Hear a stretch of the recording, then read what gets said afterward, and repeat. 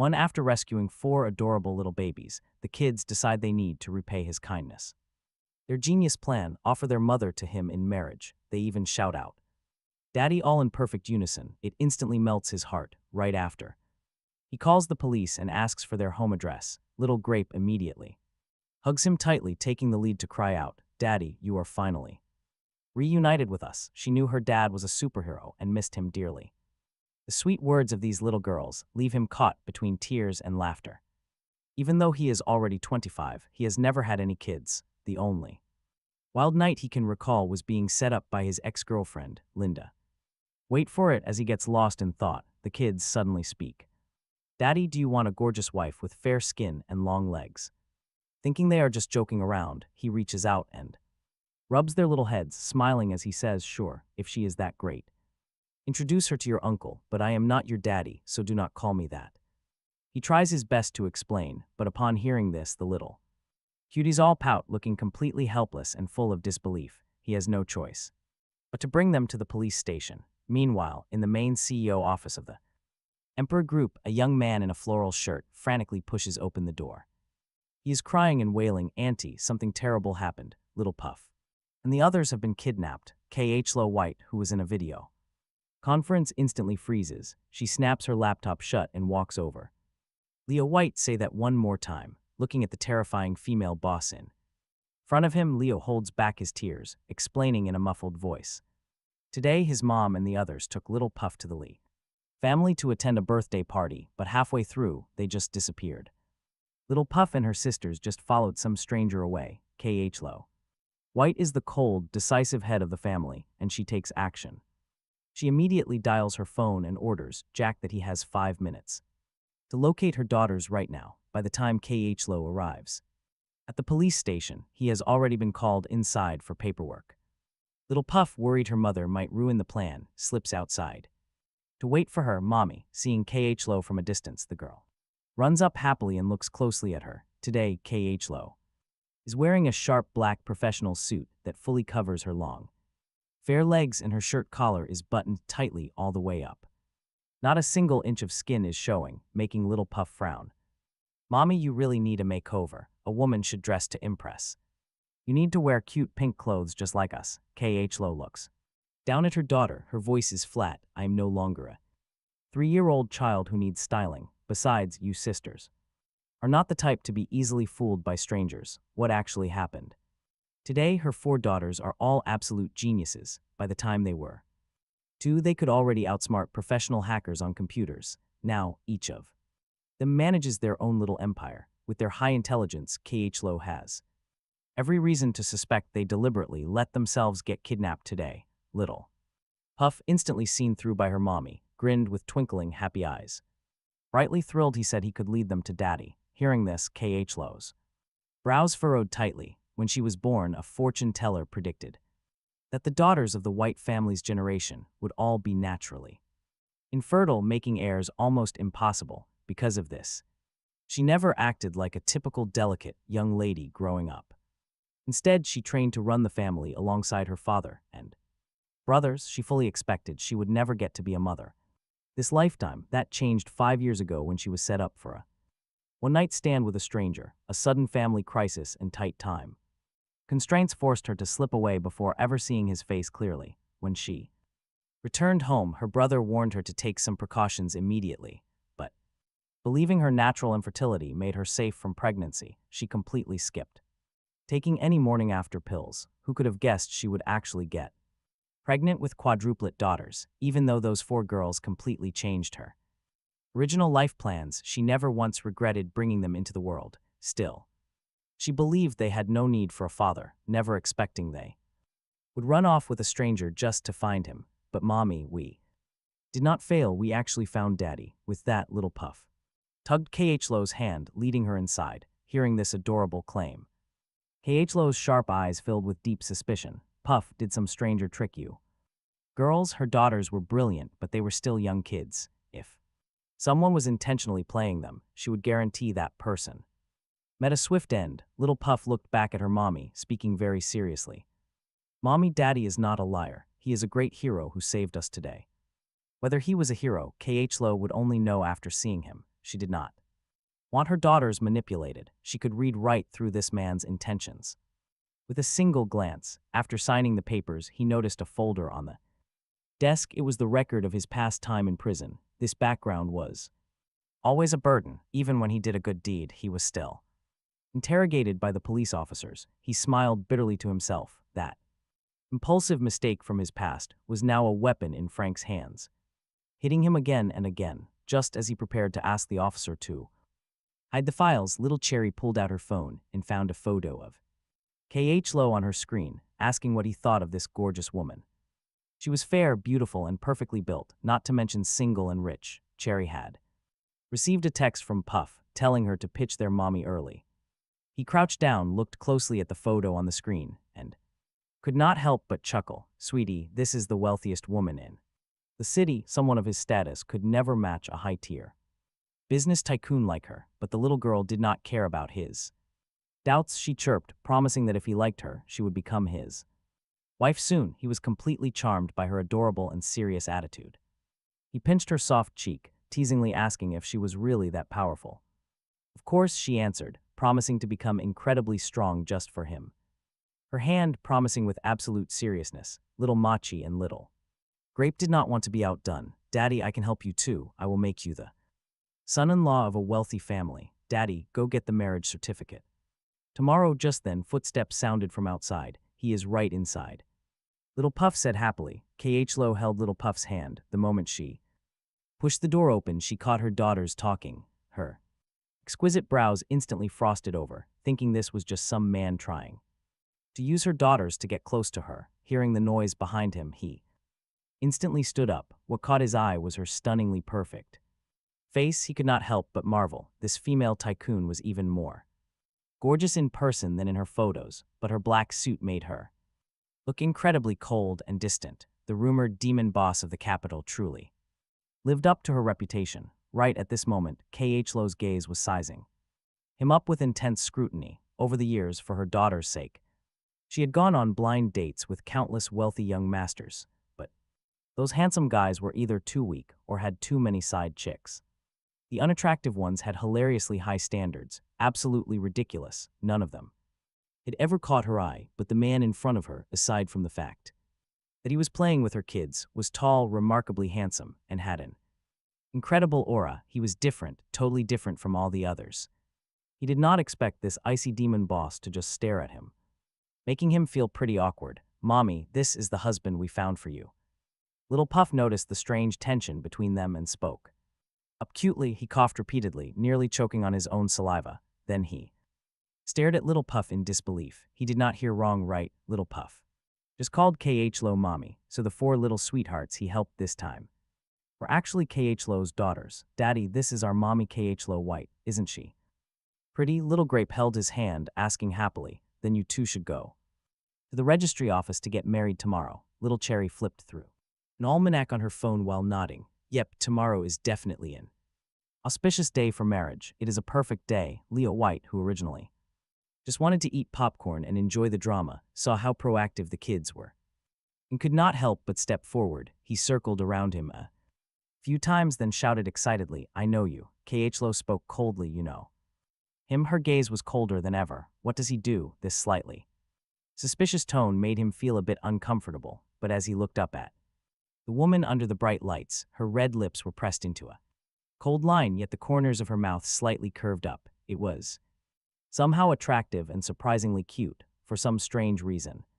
He felt Khloe's eyes looked familiar, but thinking about it, he shook his head. How could he possibly have crossed paths with a powerful tycoon like Khloe White? Khloe actually noticed his gaze too. She crossed her arms, her cold expression intensifying. However, for the sake of her daughters, she held back her freezing aura. At that moment, Leo White snapped back to reality, smiling at Khloe. Auntie, he works in the entertainment.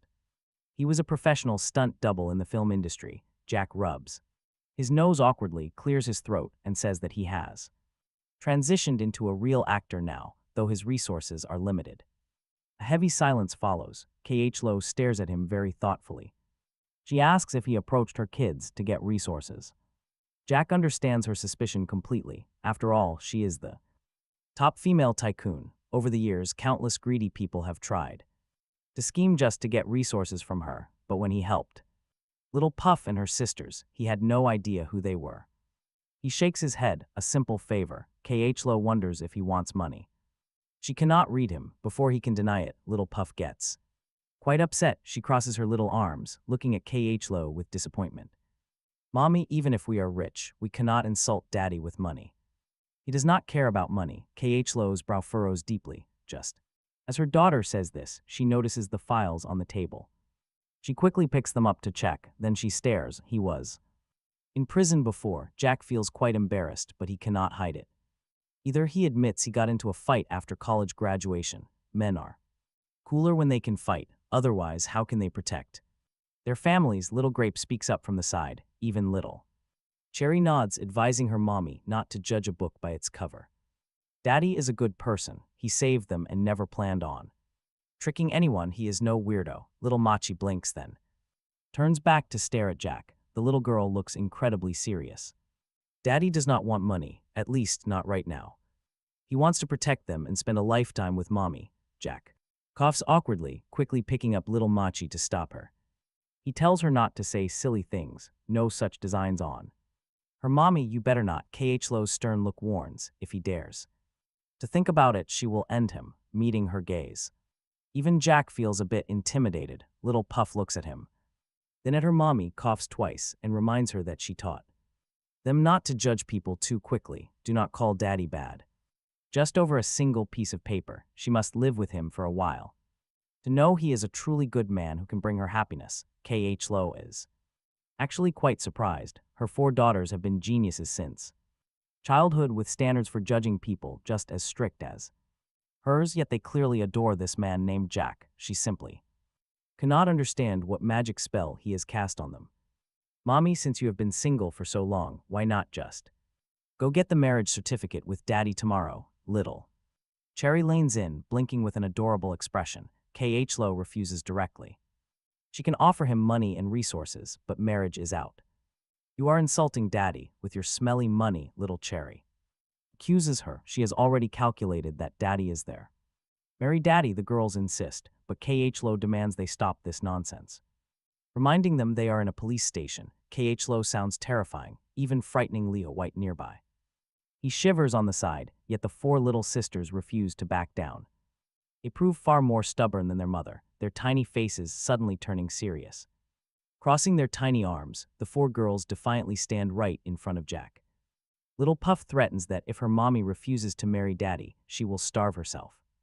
Little Machi chimes in right after, vowing to die of thirst if they do not. Little Cherry joins the protest, declaring she will never go home or kiss her mother again. Little Grape promises to cry herself to death, sending a sharp pang through Khlo's heart. It hurts to see her own daughters throwing a massive tantrum over a complete stranger. Leo suggests his aunt coax them first, fearing the absolute chaos they might unleash. He has witnessed these 4 little treasures throw devastating tantrums before. Leo definitely does not want to experience a repeat of that nightmare today. Seeing the brewing storm, the police officer steps forward to gently intervene. He reminds Khlo that since they are in a public station, they should head home. Resolving their family issues would be much better done behind closed doors. Khlo knows he is right, so she walks over and crouches before her daughters. She reaches out to gently pat each of their stubborn little heads. She pleads with Puff, Grape, Cherry, and Machi to come home with her. Instead, the 4 treasures shake their heads and take a step back towards Jack. Talk about dedication, they absolutely refuse to leave without their new dad. Khlo sees this clearly. Right now, her girls only listen to this man. After a tense silence, she fixes him with a cold, piercing glare. She orders him over, and with a helpless sigh, Jack comforts the girls first. He steps aside with Khlo, who immediately warns him that she will never marry him. She pulls out a pinless bank card, making her cold intentions very clear. She offers unlimited cash if he convinces her daughters to go home with her. But Jack has no interest in taking her money under these circumstances. More than anything, he refuses to let those sweet little treasures down. With a calm smile, he tells her he has no interest in her wealth.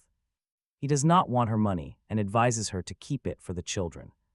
Khlo is completely stunned by his refusal, staring at him with deep suspicion. He asserts he only spends what he earns, turning away to face the girls.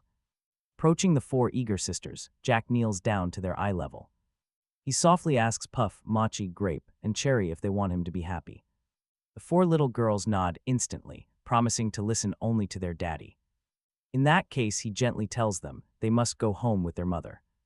They look extremely conflicted, still wishing for their parents to get married.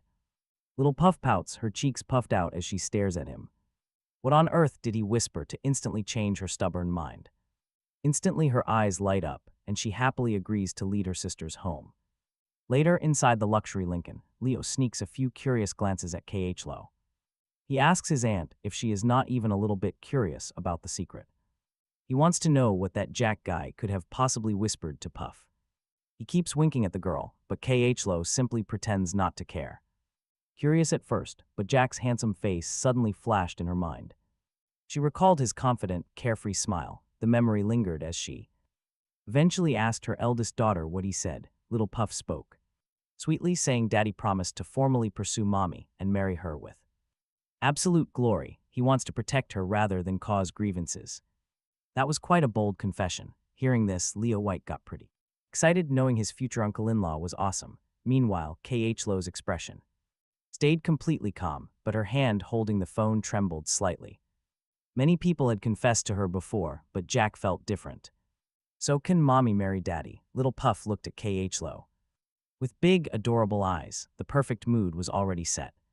Not marrying him would be a huge waste of feelings, but Khloe told her this was not a problem for children to worry about. Little Puff instantly puffed her cheeks and sighed. What to do, Mommy? Really lacked any romance in her, looking at her three sisters. It seemed they had to handle this themselves to guarantee they would get both parents. Khloe had no idea what her four daughters were plotting. She just stared out the window, a memory of that night floating back, the mysterious man from back then. If she found him, would their childhoods feel complete? Later, after returning to his rental apartment, Jack whipped up a quick meal. Tonight, he had to constantly check the Film City's group chats. Without his delivery side hustle, he needed acting work, although signed to an agency. He had no manager. As he lay down, his phone rang. The screen displayed a strange ID 98. Half asleep, he swiped to answer. Daddy, is that you? It is us. Little Puff's sweet voice came through, instantly waking Jack right up. Sitting up, he checked the clock. It was almost 11 p.m. Why are you not sleeping yet? We missed you too much. Puff replied, her soft voice filled with sweet attachment to him. Listening to her, Jack felt a sharp pang of heartache. Go to sleep, my sweet girls. I will visit in a few days. Okay, but we want to hear Daddy sing. Puff looked at her sisters. They had everything in the world except their father. Jack did not understand why his heart ached so deeply just hearing them. Still, he kept those intense emotions locked deep inside. He agreed to sing if they promised to sleep, but before he started, Puff asked him for his ID information. She quickly patted her sister's shoulder. Little Cherry was a computer genius who had already successfully hacked into the civil registry's marriage system. Their mommy's details were already fully registered inside. They just needed their daddies. Jack asked, quite puzzled why they needed it. Puff explained they wanted to remember his birthday, to prepare a super special surprise gift for their dad. Jack did not doubt his sweet babies and gently shared it.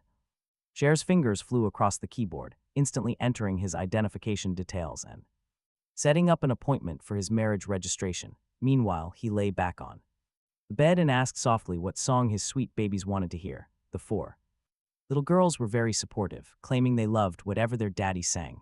Only Daddy's songs were the absolute best, and they loved his voice most. He was quite amused by them, singing them a rendition of Lonely Hero. The girls had put the phone on speaker, so Khloe, who was standing right outside, happened to hear everything. Khloe did not expect his voice to be so pleasant and extremely infectious. After he finished singing, he could not hear the babies' voices anymore, assuming they had fallen asleep, so he softly said good night.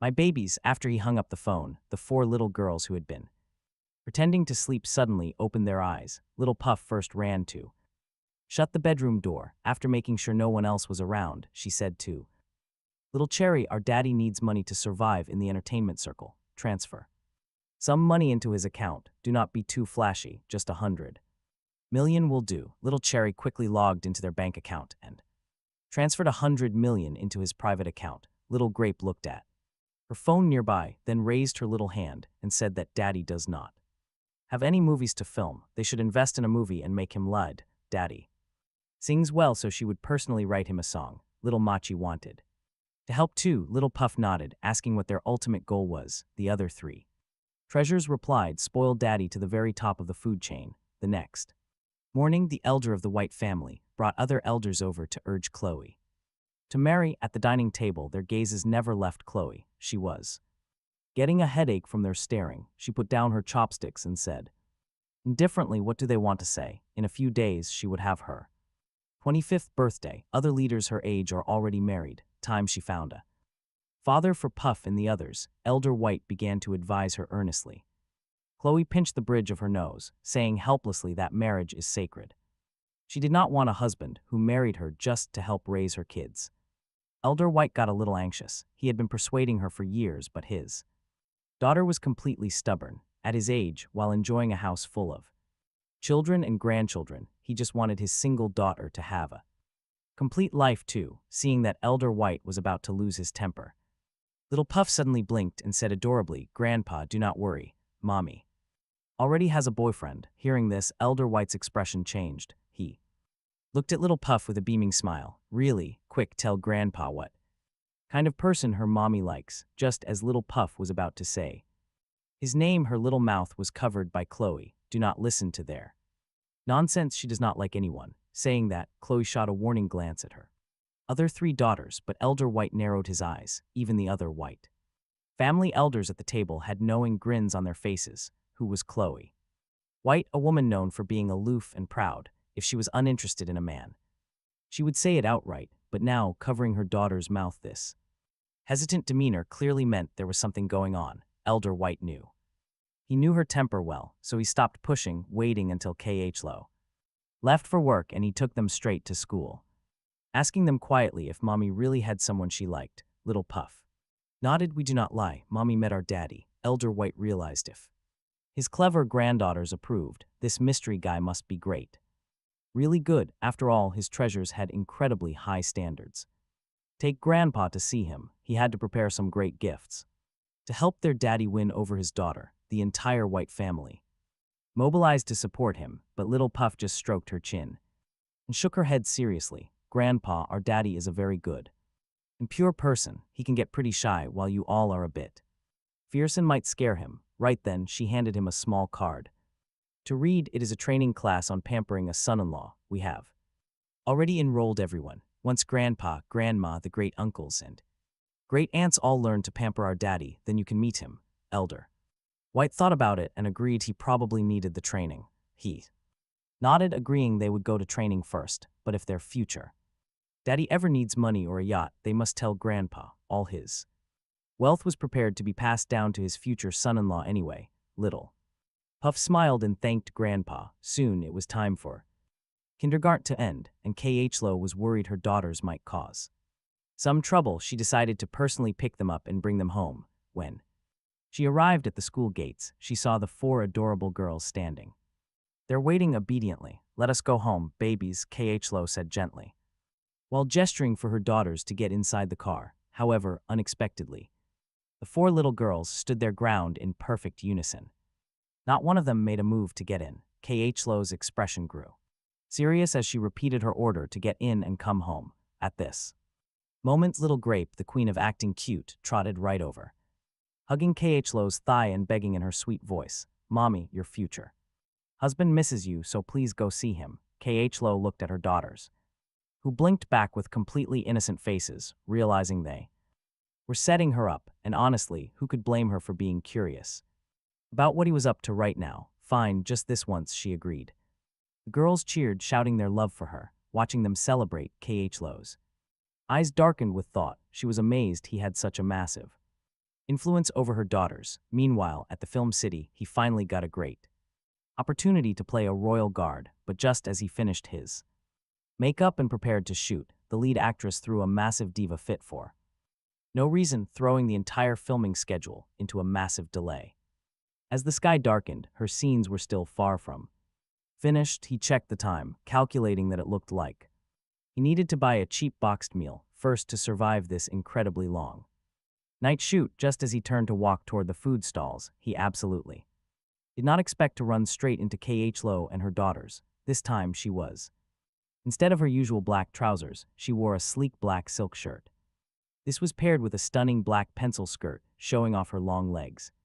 But her face, incredibly icy, just one look could freeze anyone in place. He frowned slightly, but then Little Grape ran to him. Her eyes shone like stars. Adoration, she yelled out for Daddy. He immediately crouched down to pick her up, asking why they had come here. "We missed you, we wanted dinner with you," Little Grape chirped. He felt bad and apologized, explaining that he still had scenes to shoot. He could not join them for dinner tonight. Her chubby face fell. Disappointed, she looked back at Khloe. "Mommy, what do we do?" Little Puff was actually just like Khloe, a swift decision maker. She ordered the film crew to pack up so nobody would shoot tonight. Nothing in the world was more important than their daddy having dinner. Sweating nervously, he protested. This would disrupt everyone else's hard work. As an actor, he could not be selfish, but they still wanted dinner. Little Grape pouted her lips. What should they do? Suddenly, Little Cherry looked up and suggested they call their private head chef. Their world-class family chefs could easily prepare whatever their daddy wanted. While she spoke, Little Machi was already dialing on her phone. He quickly stepped in to stop her. "Machi, sweetie, that is too flashy." He was just an extra, and hiring a private chef would attract gossip. Upon hearing this explanation, Little Machi's face fell instantly. She complained about showbiz, wanting to just buy the whole entertainment industry. Khloe saw his concerns as well, so she gently reasoned with her daughters. She suggested they settle for a nearby restaurant and make it up later. They could easily find a local restaurant for now and celebrate properly later. Little Puff caught on instantly, grabbing both his hand and Khloe's hand. She held them to their promise to treat their daddy to another meal. Khloe's mouth twitched. These little troublemakers were a handful. Considering her high status, these kids were indeed difficult to manage. After a moment, he guided the mother and daughters to a nearby hotel. After ordering, Little Puff handed her own credit card to the manager. Seeing this, he sighed. You have to love how casually these rich kids throw around money. Being from the #1 wealthiest family made a massive difference. She apologized for the simple conditions, hoping he wouldn't mind.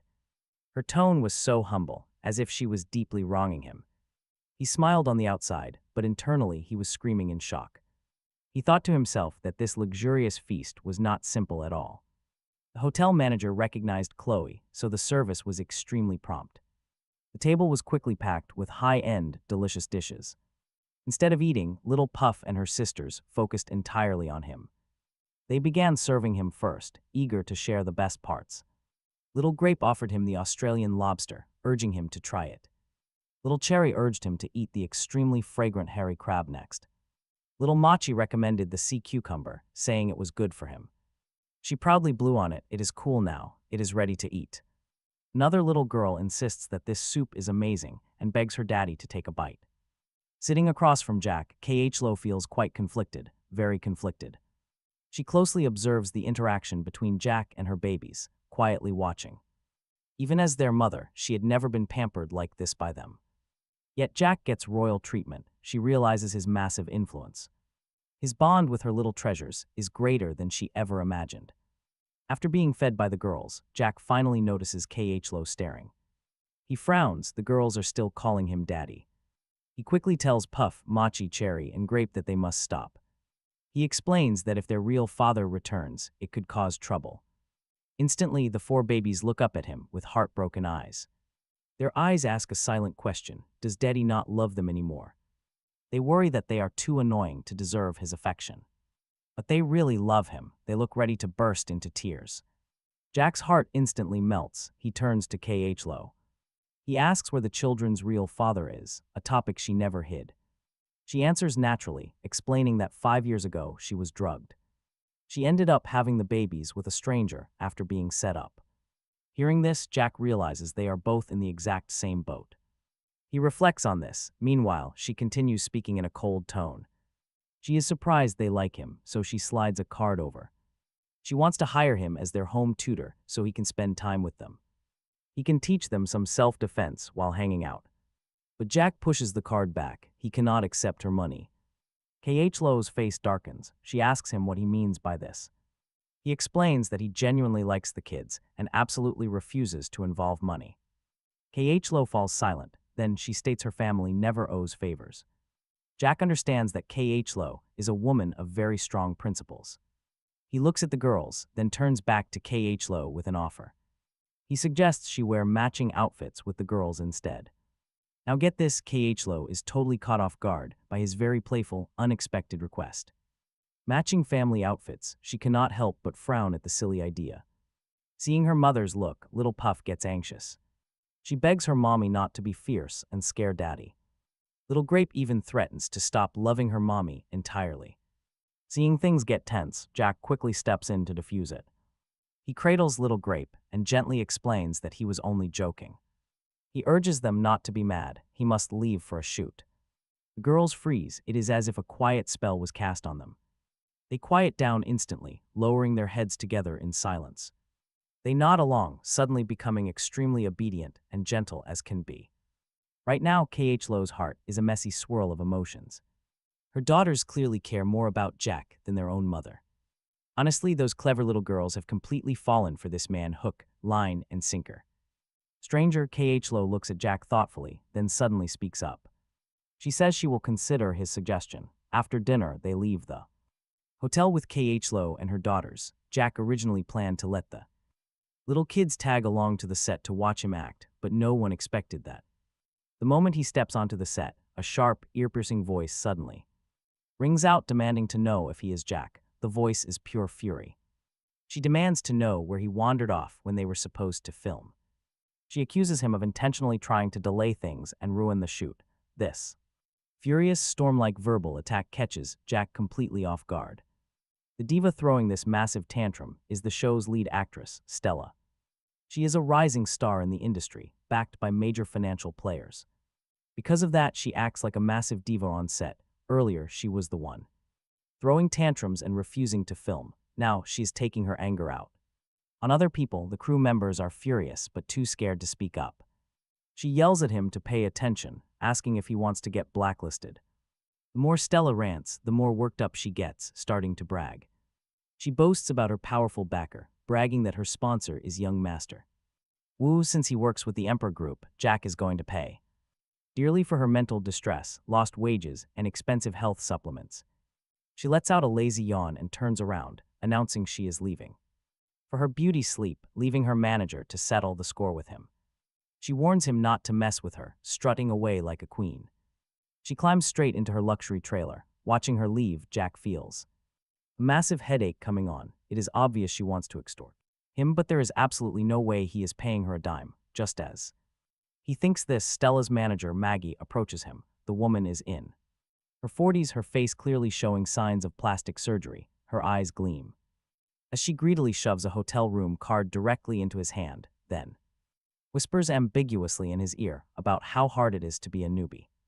She promises not to make things difficult, inviting him to find her in her hotel room later tonight. Once Maggie leaves, Jack looks down at the card in his hand and almost curses. She is actually trying to force him onto the casting couch. What an absolute joke. Meanwhile, Khlo and her daughters have been watching this entire scene unfold. Now they walk over. Khlo's beautiful face is icy cold as she stares at Jack. She offers her help. Jack does not want her to intervene, so he shakes his head, politely telling Miss White he can handle the situation himself. She tells him not to act tough, her brow furrowing slightly. A dark cloud seems to gather over her fair face, and he can tell she is unhappy. They say a woman's heart is completely impossible to read, especially a domineering female tycoon like her. Since Jack does not want to upset her, he smiles, explaining he is not just trying to act tough. He has been in this industry for 3 or 4 years and knows how to handle these situations, but Little Grape looks up at him with deep concern. She admits she is worried her daddy will get hurt. Hearing this, his heart melts completely. He gently tells her his hands will not hurt at all. If they really do, he promises to find her to rub the pain away. He reaches out to pat Little Grape's head as she smiles up at him. After parting ways with Khlo and her daughters, Shad still takes the hotel keycard. The fact that Maggie preys on male actors has long been an open industry secret. Nobody else ever dared to expose her, but Shad has absolutely nothing left to lose. He is not afraid. The moment he enters the hotel, the real trap begins. Quickly alerting a paparazzi friend, he slips a hidden voice recorder into his pocket. As he boards the elevator, a sleek, imposing Lincoln pulls into the hotel lot. Inside the car, Little Puff, Little Grape, Little Cherry, and Little Machi look up. They stare at Khlo, whose face is completely cold as she focuses on work. Little Puff grows anxious, urging her mother to hurry up and send help. She warns that the wicked woman is going to eat their daddy alive in there. Khlo finally looks down at her daughters and tells them they must trust him. Little Cherry sighs. Her mother's total inaction is deeply frustrating. She explains that their daddy only kept them away to protect them from danger. He is actively trying to shield Khlo, keeping her pristine reputation entirely safe. A truly incredible man like him is almost impossible to find these days. If her mother does not go save and pamper him, she will regret it. Khlo pinches the bridge of her nose, feeling incredibly helpless under their intense gaze. She asks if they really want her to step in, and they nod. The four girls nod vigorously. After a brief silence, Khlo dials a number. The moment the person on the other end hears her command, they freeze. They pack their things instantly and sprint over as fast as they can. Meanwhile, right as Shad is dealing with the old cougar's aggressive harassment, things change. Khlo suddenly walks right into the room with the four adorable little dumplings. The room freezes. The little dumplings puff their cheeks in pure, unbridled anger. Their furious glares practically shoot daggers straight at the terrified old bat. Maggie is completely startled to see Khlo, but the real shocker comes next. When the kids call Shad their daddy, Maggie's legs completely give out beneath her. Collapsing onto the floor, she desperately tries to spin a threat through her tears. She warns them that everyone in this industry crosses paths eventually. The blatant threat hangs heavy in the air, obvious to everyone in the room. The girls are absolutely furious, but Khlo remains cold and perfectly calm. Without wasting any words, she turns directly to Zhao Yuanfi standing behind her. She demands that Maggie disappear from the entire entertainment industry by tomorrow morning. Maggie freezes, her face turns entirely pale with absolute horror. She trembles, begging Mrs. White to spare her out of respect for young Master Wu.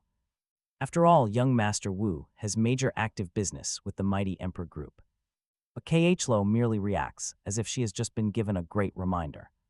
She turns to Zhao Yuanfi and issues another harsh command. She orders the immediate termination of all partnerships with the prominent Wu family. If they dare protect Maggie, then the Wu family will simply cease to exist. Hearing this, Maggie is so utterly terrified, she nearly passes out right there. They have truly kicked a steel plate, and she looks at Shad in absolute despair. They were in the same industry, begging him to talk to Miss White instead of driving everyone to a dead end. If things went that far, they were finished. However, he only crossed his arms and shrugged helplessly. No one could interfere with Khlo's decisions. No one at all. At this exact moment, he finally understood why. People in the capital called Khlo White a stunningly dangerous demon boss. Women like her provoke her once, and he would lose absolutely everything. She first ordered her bodyguards to take the babies home while she got into a car alone with him. After a dizzying spin, she pinned him right against the backseat of the vehicle. Khlo's delicate hand interlocked tightly with his own, telling him that seeing another woman getting handsy with him today made her very uncomfortable. He was completely stunned, but what really made things awkward was the position Khlo was straddling him in. If this kept going, things were really going to catch fire. Khlo, please get down first, he urged. Warning her that this was dangerous and no way to test his self-control. She didn't answer him. Instead, she freed one hand and began searching his body. Khlo, please stop, he warned, or he would lose all control, but she just teased, asking what he would do. With that, she suddenly leaned in, her soft lips brushing against his Adam's apple, just like a dragonfly. Skimming the water, he was on the verge of breaking. Khlo, do you really want to see what he would do? Her expression turned serious, daring him to show her, but just as he was battling with himself, his phone suddenly rang again, making Khlo's face sink. He instinctively reached for it. But the phone slipped and landed right in front of her. She reached out to grab it, trying to pull away from him, but clumsily pressed directly against his chest. He felt like he was being roasted over an open fire. Talk about the absolute worst timing ever, especially as the phone kept ringing. Non-stop, to avoid making Khlo uncomfortable, he held her waist with one hand. Answering the call with the other, Simon's mocking voice came through, full of provocation, telling him to hurry up because he was about to miss a great show. As Simon's voice faded, a girl's desperate scream echoed over the line, begging him to stop. His brow furrowed tightly as he recognized that voice. It belonged to his cousin Mia. "Simon, don't touch Mia," he warned, promising to head there right now before hanging up. Right after, he quickly gave Khlo a brief explanation, telling her he had to go find Simon and destroy that scumbag first. Seeing him about to go fight alone, Khlo's expression turned serious, admitting she knew he could handle those people, but reminding him that he now had her and the babies, and they did not want him getting hurt alone. Feeling a surge of emotion, he told her that he knew martial arts. That kind of sick bastard could only be dealt with by someone like him, as he did not want her hands getting dirty. Khlo murmured she was only worried his hands would hurt, grabbing his hand to kiss his palm. Her effortless, quiet seduction was truly fatal. After being completely swayed by her gentle care like this, he simply could not find any reason to refuse her, agreeing to attend the banquet together. Simon's grand birthday banquet was hosted at the Song family's private. Before Jack arrived, things inside the club were spinning completely out of control.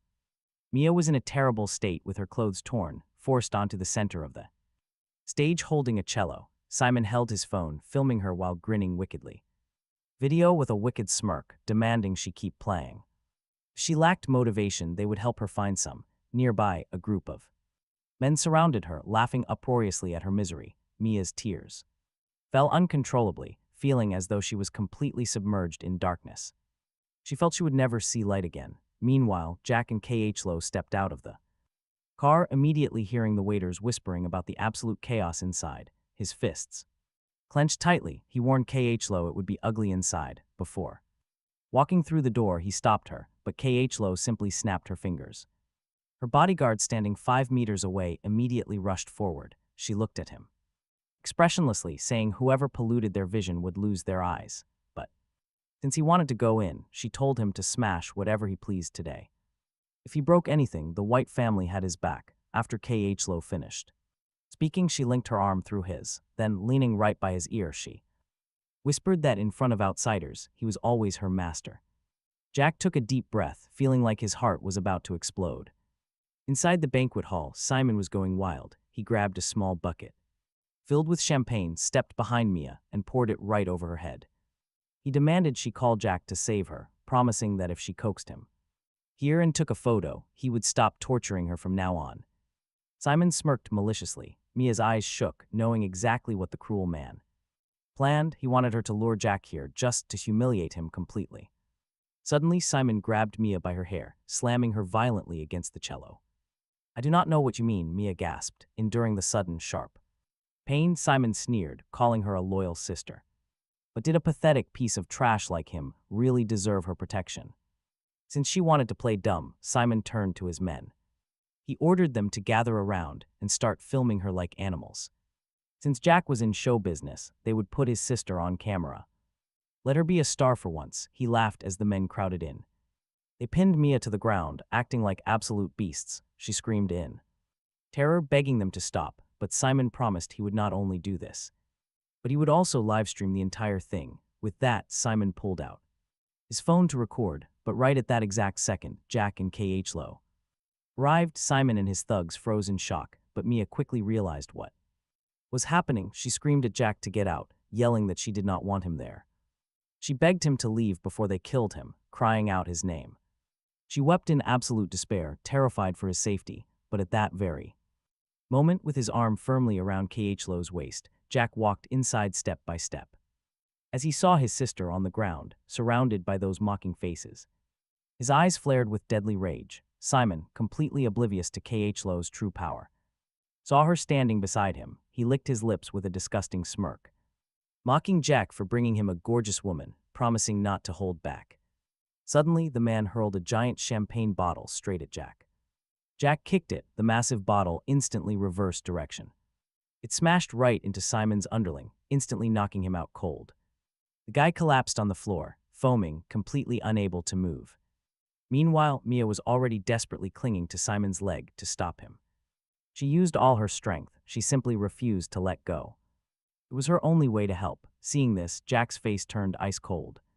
He quickly shielded Khlo behind him, pointing directly at Simon. "Let her go," he ordered in a deep voice. Simon was absolutely furious at the defiance. His own underling got knocked out instead, which completely ruined his mood. Cursing in rage, Simon raised his hand and ordered his thugs to attack. But he seriously underestimated Jack, who easily shielded Khlo with one hand. He threw brutal punches with the other. He easily crushed the goons. Soon they were all kneeling on the ground, howling in agony.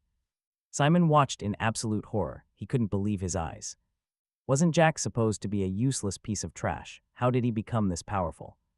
After placing Khlo safely in an empty corner, Jack stepped over the beaten bodies. He walked right up to Mia. She saw him approaching like a savior. The immense pressure he radiated made all of Mia's suppressed tears finally burst. She sobbed uncontrollably. Over and over, she whispered his name. "Brother Jack, Brother Jack." The poor girl barely had clothes left to cover herself. Her back and arms were completely covered in nasty bruises from the struggle. Seeing her like this, a furious fire erupted in Jack's chest. He pulled off his jacket. He draped it gently over her. His rage could no longer be contained. He suddenly launched a flying kick, slamming squarely into Simon's chest. A single, devastating blow sent Simon flying straight into the swimming pool. After handing Mia to Khlo, Jack dove right into the water. He grabbed Simon by the hair, ruthlessly forcing his head underwater. Another thug jumped in to help, but Jack kicked him away instantly.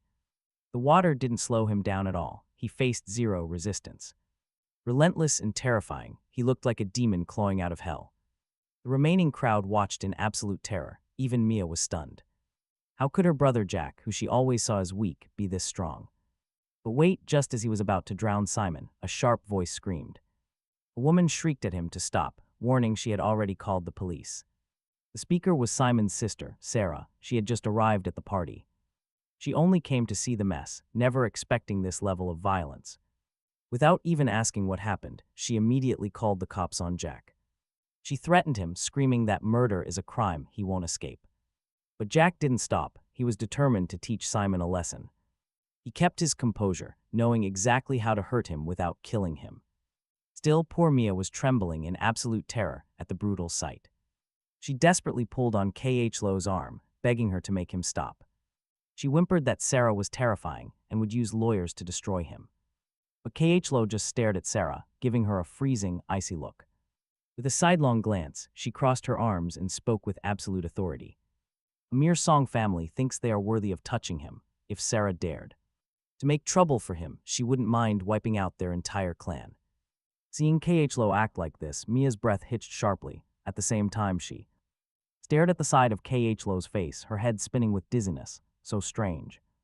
Why did her side profile look so familiar? It was like they met a long time ago. However, before Mia could process this, siren wails echoed outside. The police were here, just as he dislocated Simon's arm in the water. The officers walked right in. Seeing them arrive so quickly, he frowned slightly. It seemed like trouble was coming, and he really did not want to blow this up any further. In the parking lot outside, the little girls realized he came here to save someone and rushed over in a panic. Little Puff pressed against the car window, seeing so many police officers. Heading inside, she immediately grew worried. Did the bad guys call the police to arrest her daddy? Their young uncle, Khloe White, was not worried. He gently rubbed Puff's head, asking why she was even worried. Her mom, the Demon Queen, was inside, and even the officers had to respect her. He told her to relax because nobody would dare touch her daddy. Still, Puff felt they could not take this lightly. Little Cherry moved fast. She had already pulled out her phone to call Grandpa Gordon for help. Calling him sweetly, she asked for a favor. Hearing her young voice, Gordon chuckled warmly and asked how many men she needed for the job. He offered to arrange it immediately. She casually requested 1,000 men. She added that bringing some heavy weapons would probably be best, too. Master Gordon stood stunned for a moment, then burst out laughing at this. He asked why she needed an army, and she said she was worried about their daddy getting bullied. Her innocence was simply adorable, but Master Gordon knew this level of firepower could easily level a whole clan. It was clear some blind fool had angered a terrifying little boss. Once Gordon realized that the father was actually being targeted by bullies, he immediately dispatched 50 helicopters. This was all because he stood up for his cousin Mia and broke the arm of her vile attacker, Simon. Afterward, the police took him in for questioning and advised him against violence. Just as he was about to answer, his father's angry voice suddenly boomed. George raged from outside, calling him a useless animal who ruined everything. He had been brought here by Frank, who knew Sarah's nasty temper. Frank wanted to throw fuel on the fire, believing they could win. If they played this right, he would definitely end up in jail. Frank gently held George's arm and put on a humble face for the officers, apologizing and claiming his father was just worried about family. He kept saying his younger brother always acted recklessly without thinking. He let out a heavy sigh to make himself look deeply concerned. He even blamed himself for not being a better older brother. Hearing this sweet act, George felt incredibly protective of his eldest. He felt awful that Frank always had to clean up his brother's mess. Frank sighs, telling George he is simply too kind-hearted to his son. George just scowls, bitterly wishing that Jack had never been born in the first place. He pushes open the heavy door to the interrogation room with burning fury. Inside, Jack is just sitting there with a smug look, completely relaxed in his chair. That sheer laziness makes George explode, screaming at Jack to stand up immediately. But Jack just casually cleans out his ear, not giving a single damn about his father. He asks Mr. Jang what he wants, driving his father even more insane. George yells that he worked tirelessly to raise this ungrateful brat, only for him to turn out like this. He turns to the officers, demanding they call the powerful Song family immediately. The Jang family will not protect him anymore, so throw him straight into a prison cell. Hearing this, the young officer named Jung Yun Fi is caught in the middle. He leans in and whispers to Jack that his own father came to ruin him, not help. Jack just smirks with cold eyes, utterly unfazed by his father's ultimate betrayal. For 5 long years, Jack had completely stopped calling this man his actual father. To him, this toxic and broken Jang family had long lost any drop of real meaning. Suddenly, Sarah walks in, and trust me, she did not come alone. Behind her is the formidable old Madam Song, who absolutely worships her spoiled and arrogant grandson. Even though Simon's injuries are minor, she wants Jack dead. She fumes that her precious grandson almost died, while they are all just wasting time. Her vicious, cold gaze lands directly on George. George knows he absolutely cannot dare to anger this incredibly wealthy and powerful matriarch. He bows his head like a dog, desperately begging her to calm down. George instantly swears that Jack is no longer considered a part of their respected Jang family. They will gladly throw him to the absolute wolves just to preserve their own peace. Old Madam Song reluctantly nods, but her cruel mind immediately turns to the beautiful Khloe. She remembers hearing about a stunning girl who was seen with Jack. Simon had his eyes on her, and that is honestly all the excuse she needs to act. Since that girl offered herself up to Simon, they will take her too. The powerful Song family fully plans to drag her back to their mansion like a prize. This blatant and disgusting disrespect forces a cold, angry laugh right out of Jack. Insulting him is one thing, but slandering Khloe and Mia as prostitutes completely crosses the line. He reminds them they have absolutely zero evidence to decide their fate. His voice is incredibly calm and steady, which only infuriates the cowardly George even more. George snarls, threatening to cut his tongue out if he speaks again. Losing all remaining patience, a furious old Madam Song orders Sarah to call Arthur right now. If this brat wants death, he will rot in prison forever. The very moment the legendary name of Arthur is spoken, the entire room completely freezes. Jack narrows his eyes, finding the name incredibly familiar. Seeing their terror, she smiles smugly. Now it is far too late for regrets, as she promises to utterly destroy his life. Sarah sneers at him, amused that a piece of trash dared to fight back. Outside the interrogation room, rumors that Arthur is coming spread like wildfire through the halls. Khloe and Mia hear the whispers, their faces growing pale with worry. Meanwhile, Simon's terrible friends wear disgusting, triumphant grins. They glare at Khloe with malicious eyes, laughing that she definitely chose the wrong man. Just submit to me right now, come over here and let's get a little intimate. Who knows, maybe later I can protect you. Jack was just an idiot overestimating. himself by trying to touch Simon, really just asking for death, but Khloe's face didn't look good either. She knew she couldn't casually mess with Arthur, but Jack was her man and she would never allow anyone to lay a hand on him, even if she had to exhaust her entire family's resources, she would back him up with. This thought Khlo had already sent a quick message to Elder White, who was currently researching how to treat a son-in-law, saw the message and immediately yelled for class to be dismissed, telling the family men to grab their gear and prepare for a massive shootout with those bastards tonight. The man his daughter chose was a dragon among men. Touching him meant kicking a steel plate.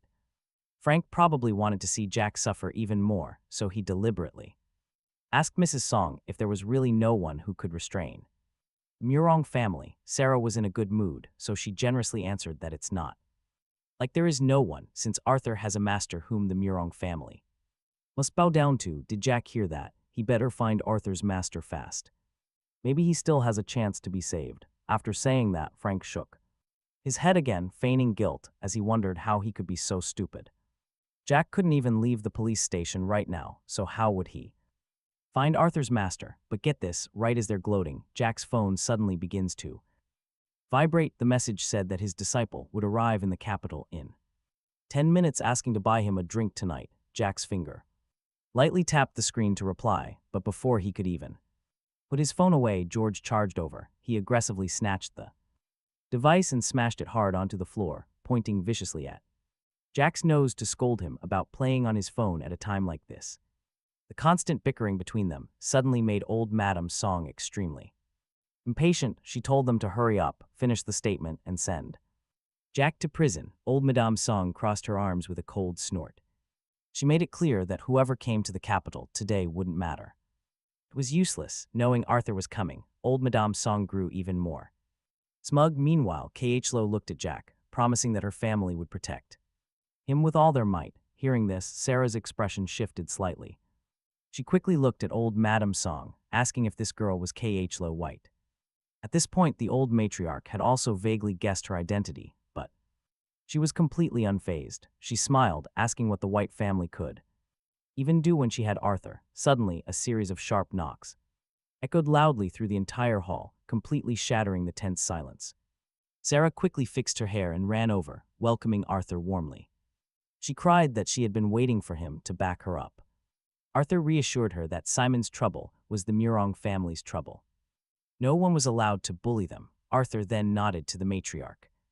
This delighted Sarah, who hooked her arm through his and pointed at Jack. She told Arthur that Jack was the one who dared hurt her brother. He must be tired of living, she sneered as Arthur stared coldly. He snorted at Jack's back, asking if Jack wanted him to come over, as Jack slowly turned around.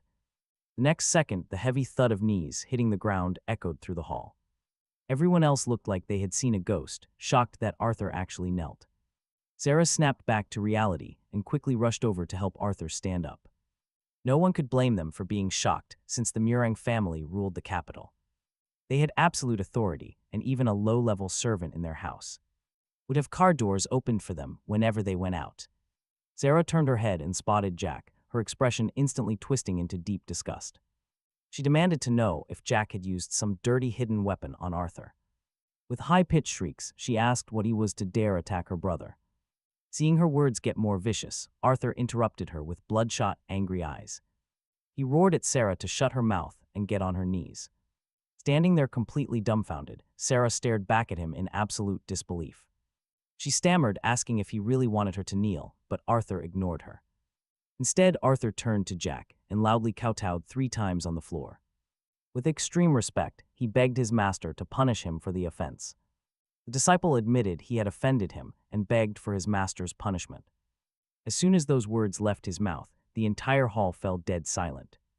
Like a quiet graveyard, the silence was broken when Arthur snapped fiercely at Sarah. Then, with a face full of deep reverence, he shuffled closer to Jack. He offered to break his own arm to quell his master's anger, but Jack refused. Jack calmly explained that he only wanted to get justice for his cousin tonight. Arthur quickly agreed there was no need for his master to act personally. He carefully checked Jack's expression, only rising once he was given permission. Urging his master to rest, he offered to handle the entire aftermath himself. With that, Arthur coldly swept his gaze over old Madam Song and the troublemakers. Whether it was private settlements or lawsuits, he was going to ruin them completely. Jack naturally trusted his disciples' vast power to handle the situation. But just as he was about to speak, a sudden roaring sound came from overhead. Everyone froze in shock, and honestly, we are just as confused as they are. Right above the police station, massive helicopter rotors churned the clouds. Blinding searchlights beamed down, carrying an incredibly intense, suffocating pressure. Witnessing this, the terrified crowd outside kept backing up in panic. They rushed inside, screaming about how many helicopters were surrounding the building. People panicked in terror, wondering if the station was actually about to be bombed.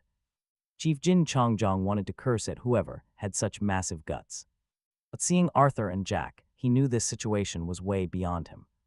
If someone was truly here to bomb them, it was far beyond his pay grade. So he carefully smiled at Jack, asking if he recognized the people outside. Jack shook his head expressionlessly, having absolutely no idea who they were. He genuinely didn't know who in the military could be this arrogant. Jin Chongjong felt like crying, pleading with Jack to do something. Since even Arthur was his disciple, Jack surely had a way to handle this. The chief begged him to go take a look, making Jack turn his head. He realized everyone was staring at him, waiting to see his next move. Khloe nodded to him. No matter who came outside, she would protect him with everything she had. Eventually, he led Khloe, Mia, and the rest of the group outside. Watching their retreating backs, old Madam Song told Sarah to go check outside. It would be best if Sarah died out there, so nobody would bother them. That way, the Song family would stay safe. A few rich kids secretly agreed. They hoped the person waiting outside was some super powerful badass. Someone who only wanted him dead so they could escape their own punishment. Right then, over a dozen bulletproof vehicles rolled into the lot. Instantly, the 4 little girls hopped out of the cars looking tough. Normally sweet and adorable, these babies now looked like 4 little demon witches. Little Puff completely dropped her usual good girl act. She raised her hand, grabbed a walkie-talkie, and pointed toward the gate. Her warning to Max was clear. He had half an hour to save them. Otherwise, she ordered him to level the entire place to the ground. Watching this, Khloe White swallowed hard, completely stunned by these tiny terrors. They were literally ready to blow up a police station for their dad. Little Grape grabbed a megaphone, cleared her throat, and started shouting. She demanded everyone inside release her father within 30 minutes, completely unharmed. If he had even a single scratch, they would regret it forever. Right then, the heavy bulletproof doors of the vehicles swung open. Elder White hurried over, frowning at the intense threats Little Grape was making. He scolded her, saying all this fighting and killing was not good. Asking why she had to be so fierce, he watched her pout. She asked what else to do, so Grandpa offered to teach her. He told her they must always act gently and convince people with virtue. This was delivered with an exceptionally serious and righteous expression. The 4 little girls blinked their big eyes, acting like perfect angels. Then Elder White raised his hand to over 100 mercenaries behind him. With the utmost gentleness in his voice, he ordered them to charge. Save his son-in-law and the young ladies, but kill everyone else. Leave absolutely no survivors. Hearing this, Khloe White was completely speechless. Seriously, since when does convincing people with virtue mean leaving absolutely no survivors? But just as the soldiers prepared to storm in, silhouettes appeared ahead. They walked out against the light, making Elder White instantly raise his hand. He stopped the mercenaries. The little girls rubbed their eyes in disbelief. Their father had actually stepped out. Little Puff immediately threw her walkie-talkie. She instantly wiped the cold look off her face and smiled sweetly. Little Grape, who was just acting like a grim reaper, also softened. She pinched her cheeks, instantly turning back into an innocent, sweet baby. The other 2, Little Cherry and Little Mochi, quickly stashed their guns. Instead of weapons, they pulled sweet lollipops out of their pockets. Meanwhile, the virtuous grandfather frantically gestured to his heavily armed mercenaries. He desperately signaled them with his eyes to quickly hide themselves. Straightening his collar, he asked his family if he looked like a saint. Watching this absurd face-off, Khloe White could only twitch in sheer disbelief. No one is buying this last-minute act as a crowd of elders glares like daggers. Then their terrifying expressions instantly shift into incredibly sweet smiles. They excitedly rush forward, leaving Jack and Khloe completely stunned. They had originally assumed all these powerful people came to support the corrupt Song family. Elder White approached with red eyes, calling Jack his son-in-law before calling himself his wife. Then correcting himself to being his daughter's son, the more the old man spoke, the more chaotic his words became. Finally, completely overwhelmed by nerves, he just shoved a luxury car key into Jack's hand, telling him to take this first. He stammered about buying a Kinnan to honor him, before begging Jack to just take it. He needed to go calm down. With that, Elder White turned around and started slapping his own cheeks, crying that his perfect image was totally ruined. Fortunately, Madam White was much calmer and more collected than her incredibly frantic and nervous husband. She looked at Jack with a warm, beaming smile, offering a very unique greeting. She asked if Jack liked eating small seafood, leaving him completely astonished. He asked what she meant, and she just smiled with infinite warmth. If he loved seafood, she promised to buy him an ocean view castle tomorrow, complete with custom yachts and 30 to 50 professional 5-star chefs. Talk about next-level wealth, this is absolutely wild. Seeing Jack's hesitation, Khloe White wiped some drool from his mouth and leaned in close to grab his shoulder, whispering a highly tempting offer to him. He bragged that his grandmother was an incredibly wealthy shipbuilding tycoon, meaning Jack must accept her gifts. Even if they did not eat seafood, taking bikini babes out was amazing. But his pitch was cut short by a loud, merciless smack from Bocking. He slapped his son's head with a dark, angry face, warning him not to corrupt his future uncle. Khloe White cried dramatic anime tears, leaning right into Jack's chest for comfort, begging Jack for help while Bocking's wife quickly tugged her husband's sleeve. She reminded him to behave in front of Jack. In response, Bocking quickly pulled out a massive stack of bank cards and presented them to Jack, introducing himself as Leo's dad and Khloe's eldest brother. He asked Jack which bank he preferred, offering to just give him one. Jack coughed violently, almost choking on his own saliva from the sheer absurdity. The overwhelming way the White family gave gifts left him completely unsure of what to do. Left with absolutely no other choice, he looked back at Khloe, desperately hoping she would help him. Instead, Khloe calmly promised to arrange a personal financial butler for him later. She would arrange to have a professional log and manage every single asset they received. Meanwhile, the following Song family members stood there completely dumbfounded. Old Madame Song almost fainted from shock and had to be held up. Officers helped her back inside to rest, while the police chief quickly assessed the situation. He walked over, rubbed his nose, and offered Jack a highly polite smile. He noted that since nothing major happened, maybe they could all disperse. If this massive crowd stayed, the entire police station would end up trending on social media tomorrow. He begged Jack to give him some face to avoid getting disciplined by superiors. Khloe White quickly suggested to the elders that they should head out. Since Jack works in showbiz, trending on social media might not be good for his career. Seeing Jack's silent hesitation, Khloe finally signals the family elders with her eyes, within 10 minutes. The helicopters and everything around the station completely vanish, seeing the White family's efficiency. Even the police officers are left in shock. As Elder White and the others head to their cars, the mastermind behind everything, Frank actually shows up, smirking at him with pure malice. No wonder he suddenly has such powerful figures backing him up. From inside the car, Little Puff spots Frank, crosses her arms and grumbles. "Mommy, if I break his leg, will it cause trouble for Daddy?" Khloe's gaze turns pretty cold as she says kids shouldn't do that. She would gladly handle the dirty work herself. Outside, he looks at Frank and sneers, wondering if the guy was actually talking to him. That completely dismissive attitude drives Frank absolutely insane with rage. Losing all control, his voice turns shrill as he begins shouting curses. He calls him a total disgrace, asking if he thinks the White family can protect him forever. Does he really think nobody would dare to touch him? He warns him to stop being so smug. Their parents already despise a piece of trash like him, and Linda is fully committed to Frank. He claims he can take everything away, but our guy just calmly holds up his phone. He speaks lazily, asking if Frank is running for Outstanding Youth. What a shame. Because his phone happens to be live streaming the entire conversation. Frank, who is just acting incredibly high and mighty, turns a pale shade of gray. In the end, he has to swallow his anger, turn around, and tuck his tail.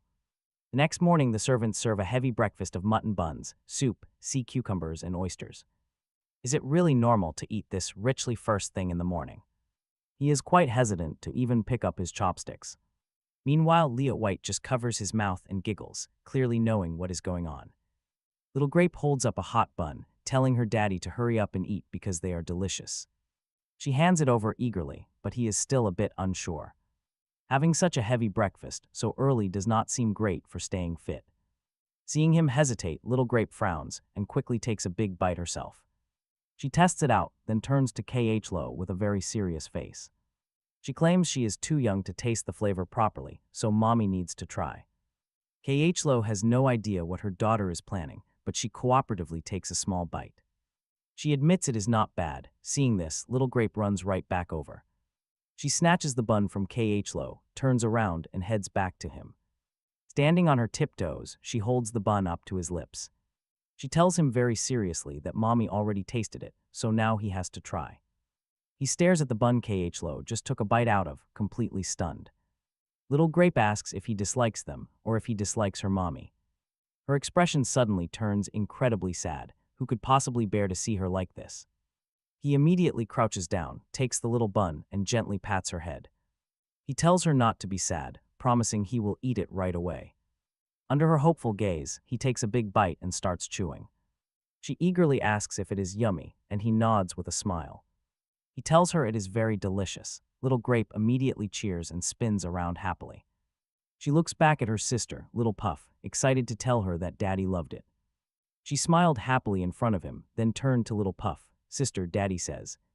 The bun mommy bit is really yummy, Little Puff says, stroking her chin. She acts just like a serious little adult, nodding and adding her thoughts.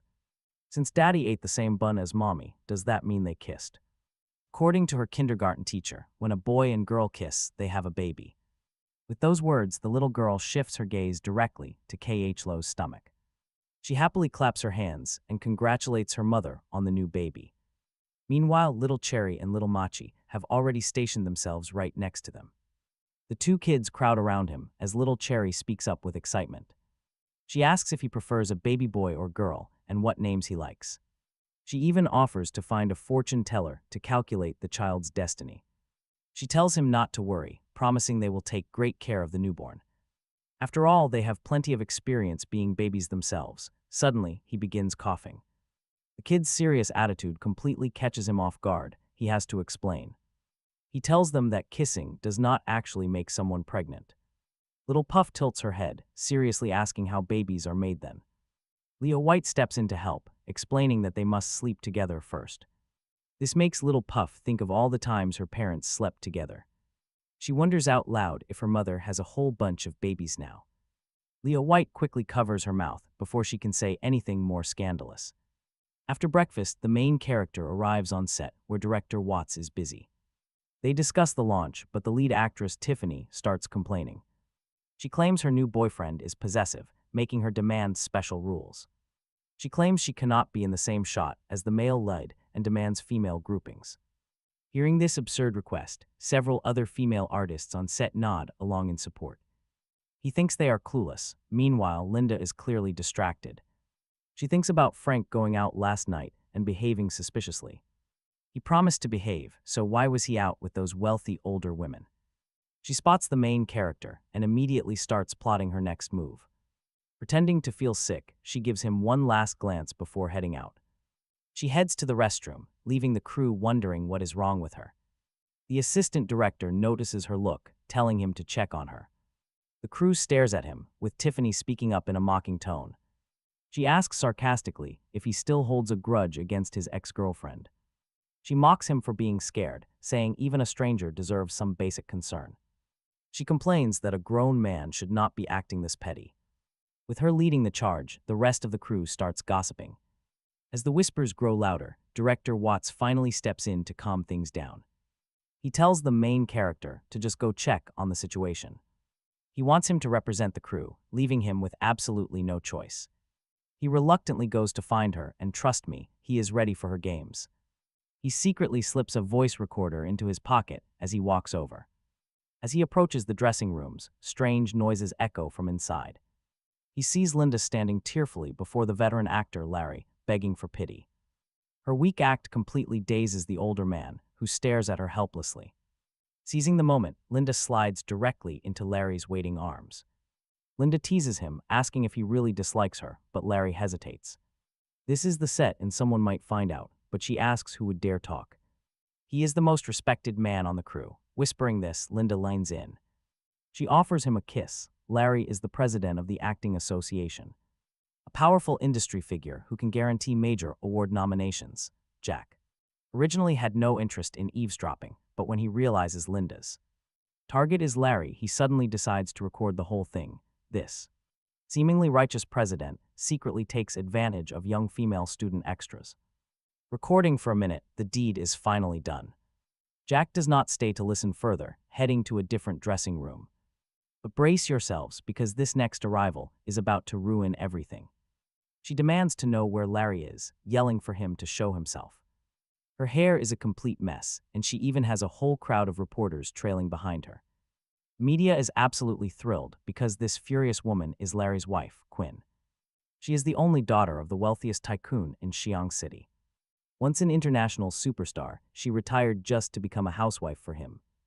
In doing so, she completely lost her identity. Everyone in the industry envied Larry's incredible luck, but nobody realized he had driven her to madness. And today, a hidden camera she secretly installed finally went off. The alert warned her that Larry was fooling around with someone else. That is exactly how she tracked him down to the set. Seeing her, Director Watts tries to calm her down, asking what brings her here. With bloodshot eyes, Quinn growls that she is looking for her husband. She leads the reporters straight toward the dressing room, just as Linda steps out, catching Larry smoking his usual post-affair cigarette right then. Quinn lunges at him like a wild, untamed animal. Grabbing his collar, she furiously demands to know everything. A guilty Larry avoids her gaze, quickly putting out his cigarette. He acts confused, asking his wife what she is even talking about. But Quinn screams. She installed a tracking app on his phone. She knows he slept with someone. Larry is absolutely terrified, knowing he cannot admit to anything in front of these cameras. Mid panic, his eyes land on Jack. A sinister idea flashes in his mind. Pointing a finger directly at Jack, he quickly tells Quinn that she has it all wrong. The noise she heard was just Jack and Linda. She dares him to say that again, then turns to Jack. Quinn directly asks Jack if her husband is telling the truth about them.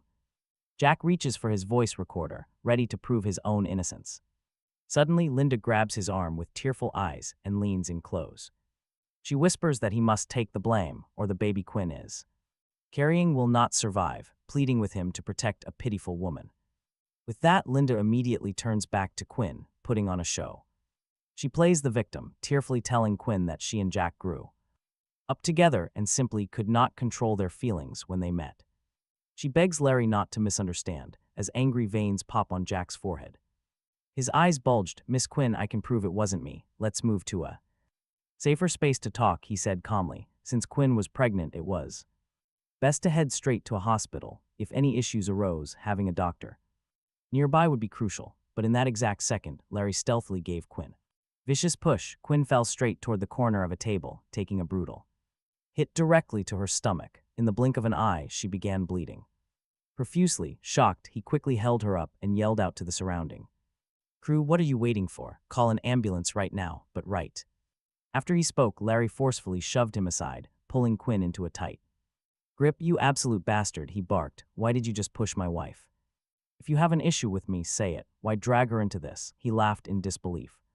The sheer audacity. He had been standing right there, fully prepared to explain, and this jerk pushed his own pregnant wife just to frame him, but he quickly forced himself to stay calm, looking at Director Watts. "Director, we will discuss this mess later," he urged. "Let's get her to the hospital first." Meanwhile, at the kindergarten, little Puff stood there with a cold expression, carrying her backpack and getting ready to head out. Suddenly, her teacher walked over, holding her hand gently. "Puff, sweetie, you really need to attend family day." Previously, Puff and her sisters had completely ignored these school events, finding them incredibly childish and boring. But this time, the teacher pulled out a colorful brochure and began coaxing her, calling it a beautiful record of growing up with mommy and daddy. Hearing this, the four sisters immediately realized it would be meaningful to their father. That meant they absolutely had to go. The usually aloof little Puff finally nodded, agreeing to bring both their parents. Seeing this, the teacher breathed A huge sigh of relief, but right as she began explaining the rules, Salmon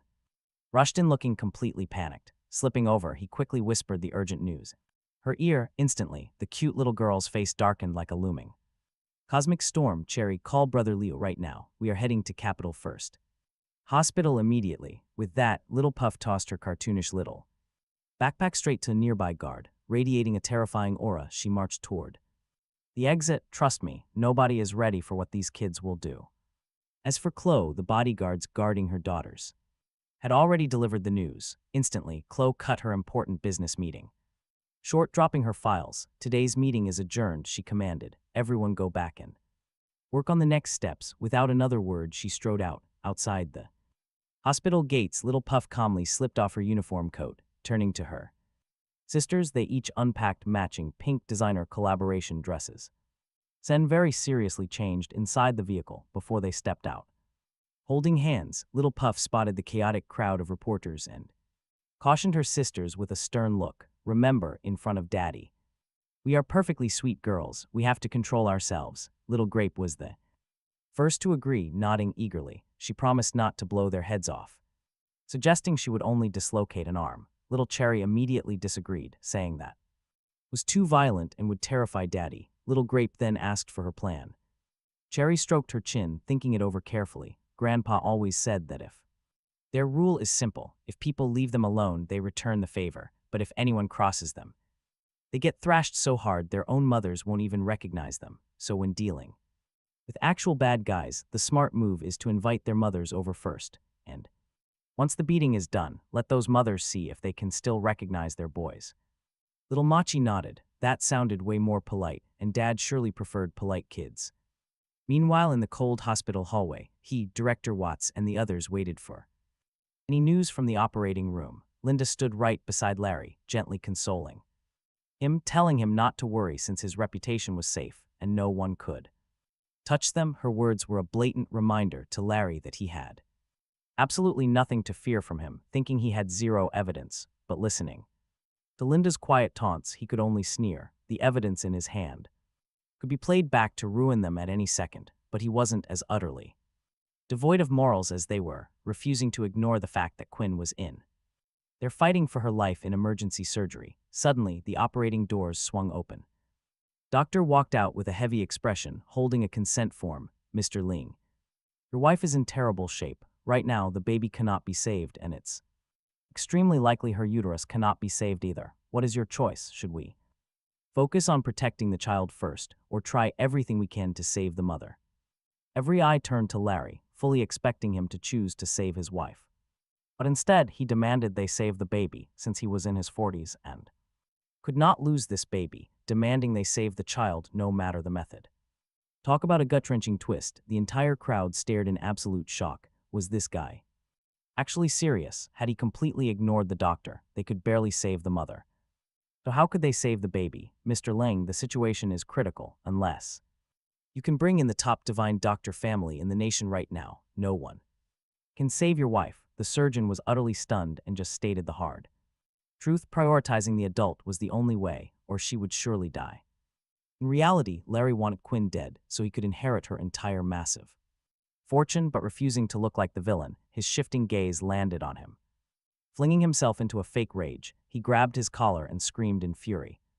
It is all your fault, you bastard. You killed my wife, and if she dies, I will not want to live either. Watching this dramatic display, Linda smirked. Larry was so devious, there was no way he would let him off easy, but facing this sudden storm, he simply squinted calmly. Despite Larry tightly clutching his collar, he did not look the least bit stressed or angry. Instead, a faint smile played on his lips as he spoke calmly, telling him his wife would not die if given a few minutes to make a phone call to some highly skilled medical contacts. Hearing this bold claim, Larry let out a mocking, furious laugh, repeating his words in absolute disbelief, asking who he thought he was and if he could actually summon someone from the legendary Divine Doctor sect. Larry sneered coldly, demanding that if he could find someone to cure his wife right now, he would forgive him, but if not, he would make sure he paid with his life. The threat was terrifyingly heavy.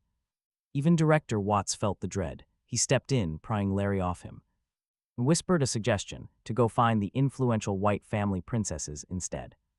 They can help, however. Sammy patted Director Watts on the shoulder, grabbed his phone and headed toward the stairwell, just as he stepped away to make the call. His four little girls anxiously walked out of the elevator. Little Puff scanned the surroundings, then stared up at Director Watts with a serious expression, asking where their daddy went. Watts gently explained he was making a call to find a doctor for Quinn, keeping the explanation short. Hearing this, Little Puff nodded and declared confidently that if their daddy takes action, there is nothing he cannot do. Little Grape eagerly agreed, saying their daddy was the absolute best in the world. Meanwhile, Linda already found the girls incredibly annoying the last time she saw them. Now, seeing their father was gone, she strutted over and began mocking them. She sneered, asking why little kids would even come to a hospital, adding she knew their poor daddy was terrified Larry would demand compensation, so he brought them here to act as mere emergency collateral. It was so pitiful, she claimed, saying they really failed at being reincarnated into a good family. Hearing this harsh insult, Little Puff's cute face instantly turned freezing cold, but she turned toward Director Watts and asked in a sweet, innocent voice why there was a dog barking inside the hospital, wondering if it would disturb the sick patients. Hearing this, the other three sisters played along with her beautifully, agreeing that the suffering patients should never be disturbed by a noisy stray dog. Little Grape pulled out her phone, saying she would call the dog catchers. Then Little Cherry walked over to a nearby janitor, asking the lady to please chase the loud dog away before it made a smelly mess. Little Machi pinched her tiny nose, shaking her head in cute disgust. She complained that stray dogs are terrifying, leaving the confused janitor completely stunned and utterly speechless. For a moment, the entire hallway went totally silent. Then suddenly, Tiffany and the surrounding crowd could not hold back their laughter. The kids were just too hilarious, and their wits were absolutely brilliant. Everyone actually believed a stray dog had snuck in. Talk about instant karma. Karma, did Linda have to get humiliated like this by toddlers, with reporters nearby? This embarrassing scene would surely make her go trending by tomorrow morning. She would be famous for being a dog, which was incredibly funny. She wanted to bully the little girls, but got a harsh verbal slap instead. Linda felt her cheeks burning with embarrassment. She glared viciously at the four girls, silently cursing them in her heart before signaling Larry to start causing trouble. Larry immediately understood her look and stepped forward to back up his wife. He deliberately told the four girls that their daddy did terrible things, constantly bragging and showing off, and they should not even be his daughters, or believe that he had any actual ability to raise them properly. The four girls crossed their arms in unison, staring at Larry with deep annoyance. Completely silent, anyone who knew these brilliant kids knew this cold quiet meant that Sammy was about to make his enemies suffer terribly. Larry warned everyone there was a witness, claiming he had given their father many chances. But Sammy only bullied him and his wife, forcing him to fight back. He insisted he was not abusing his power. With that lie, Larry paused then. Linda sneers deliberately, telling the kids they better go back and find their mother and tell her to break up with Jack and find a rich dad instead. Thinking about the little girl's mother, Linda rolls her eyes and adds maliciously that they probably don't even have a mom, calling them just little mistakes. Jack made, she calls them pitiful, stuck with a dad like that so young. They keep going back and forth, clearly just wanting to see the babies cry. This behavior looks incredibly low and despicable to everyone around, but Director Watts is already internally lighting candle after candle for them. Complete idiots, they have really messed with the wrong family this time. Outside the hospital, just as Khloe gets out of her car, Sun Mo hands her an iPad connected directly to the hospital's security cameras. Boss Larry is bullying the kids. Hearing this, Khloe's footsteps freeze instantly. She looks up and Sun Mo is stunned. Wait, it's midsummer. It's nearly 40 degrees. Why is it suddenly freezing? Seeing his confusion, Khloe speaks with eyes like a frozen tundra. Larry can retire from entertainment. Sun Mo immediately gets the message, nodding with sudden realization. Understood, he says, promising to leak all of Larry's dark secrets right now. He guarantees Larry will be cancelled by tonight. Khloe nods coldly, adding to check his criminal record. If he broke laws, he can rot in prison. Back inside, Jack walks over right after finishing his phone call. Seeing his four little girls there, he's surprised, asking why they've come. The four little girls instantly hide their sharp edges, turning sweet again. They wave their little arms in unison, Little Puff chimed in first, saying, "They came to back Daddy up." Little Grape tells him not to worry, because she's super strong now and will blow the head off anyone hitting him. Little Cherry boasts about graduating from Wing Chun class, claiming she is super strong enough to be his bodyguard. Little Machi stands protectively in front of him, glaring at the crowd with a very serious, adorable expression. She warns them that they get fierce, so they must not bully their daddy. Otherwise, things won't end well. Hearing this, Larry burst into mocking laughter. He sneers that dragons beget dragons, and phoenixes beget phoenixes. A show-off like Jack raises kids, who are also total show-offs. Larry asks if he's even embarrassed. If he were in Jack's shoes, he would have smashed his head in shame ages ago. Several of Larry's cronies join the laughing, mocking the four little girls. They call them dirt poor kids, trying to act like little princesses. Mocking them, they claim their mother must be a cheap bar hostess. Otherwise, how could she have such stupid kids? Linda, remembering the crowd Jack hung out with 5 years ago, agrees he couldn't find anyone decent. She mocks him, asking how that phone call of his went. Larry steps closer, his tone turning dark. He warns that his wife is inside clinging to life, and if Jack's doctor doesn't show, Jack will pay with his own life. Right then, the elevator dings. Out steps a man in ripped jeans and a tank top, casually chewing on a green popsicle, looking like a total punk rather than a doctor. Even now, he was incredibly handsome, drawing the eyes of every young nurse in the hall.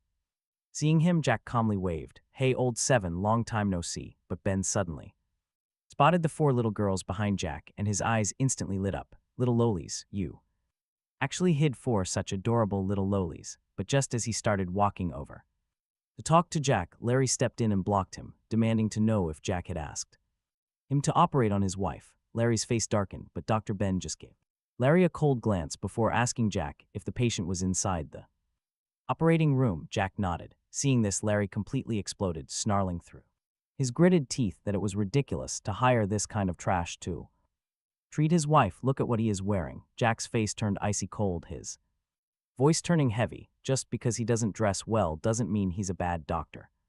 That logic is truly pathetic, Larry. He kept blocking them from treating his wife. Jack asked if he was afraid she would survive. Larry yelled back, telling him to stop. Discord, claiming he loved his wife more than anything. Larry was furious because Jack had seen right through his hidden thoughts. He secretly just wanted to see Quinn die on the operating table. Thinking fast, he shot a sharp, meaningful glance at his assistant standing behind him. Catching his drift, the assistant immediately ran toward the operating room to drag the doctors out, yelling dramatically for everyone to hear to hurry up and tell those people to get out because they're trying to kill their sister.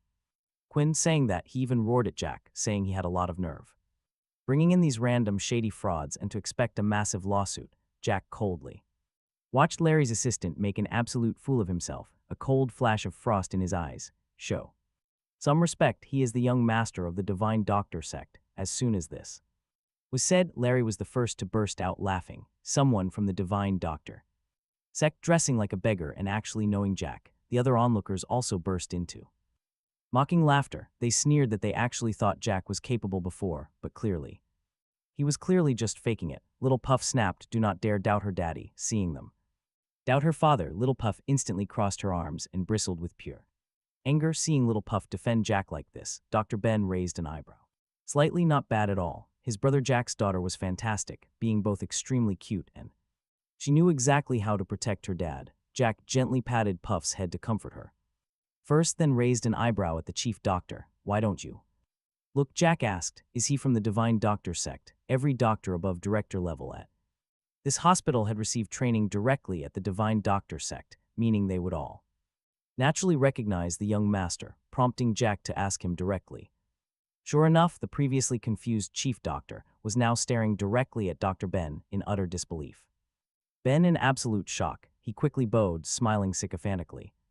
"Oh, so it is the young master visiting our hospital. Welcome, welcome." Hearing this, Larry, who was just mockingly laughing at Jack, began shivering uncontrollably as he stumbled back 2 steps, gritting his teeth as he stared at Jack in absolute shock. How is this possible? How could Jack possibly find someone from the legendary Divine Doctor sect? But what shocked him even more was what Dr. Ben declared next. "I have got the general idea. Prepare the plasma. I can save both the mother and Her uterus, that is impossible, Larry suddenly blurted out before realizing he had slipped up. And quickly covered his mouth. Dr. Ben gave him a deep look, then said to Jack. Dr. Ben told Jack the surgery would take 2 hours, advising him to take the babies to a comfortable lounge and wait. Jack nodded in thanks, but Dr. Ben laughed off his politeness. He added that if Jack had actually chosen to study medicine, their divine doctor sect would belong to him by now, Dr. Ben smiling with admiration. Dr. Ben wished he had Jack's incredible IQ so he wouldn't get beaten by their master daily. With those final words, he followed the medical staff to change into his surgical scrubs. As Dr. Ben and the medical team entered the operating room, Larry still felt trapped in a nightmare, wondering how any of this was even possible. The onlookers slowly recovered from their shock, while Larry harbored deep, lingering worries. Still, he refused to let Jack get the upper hand, turning around to see Linda. A malicious new plot formed in his mind as he sneered at Jack. He mocked Jack's connections, claiming the scandal with Linda would destroy him tomorrow. The entire internet would condemn him. Suddenly, a cold, sharp voice interrupted. Everyone fell silent, turning with complex, tense expressions toward the newcomer. Seeing that the speaker was Khloe White, Larry let out a massive sigh. Of relief, he rushed right over, plastering on a pitiful, victimized face. He cried out that it was wonderful she was here, claiming Jack almost killed his wife. He begged her to blacklist Jack, expose the scandal with Linda, and ruin his reputation entirely. Lizzie demanded to know who he was calling a bastard. Hearing those words, Khloe's face grew icy. Larry completely failed to understand her reaction, assuming the White family and the Chi family had a close relationship, meaning Khloe would definitely support Quinn, and by extension himself. By exaggerating the story a bit more, he was sure Khloe would ruthlessly punish Jack. Jack was stunned, having never expected Khloe to suddenly show up, especially since he was currently caught in such a messy scandal. Feeling quite awkward, Jack braced himself and stepped forward to explain to Khloe that it was a misunderstanding, and he could prove his innocence. Khloe's expression stayed completely blank, though she naturally believed Jack. She felt Larry and his cohorts were begging for death. Seeing Jack actually dare to approach and speak to Khloe, Larry instantly grew furious, rushing over to shout that Jack should stop trying to seduce Ms. White. With his cheap looks, Ms. White would never fall for someone like him.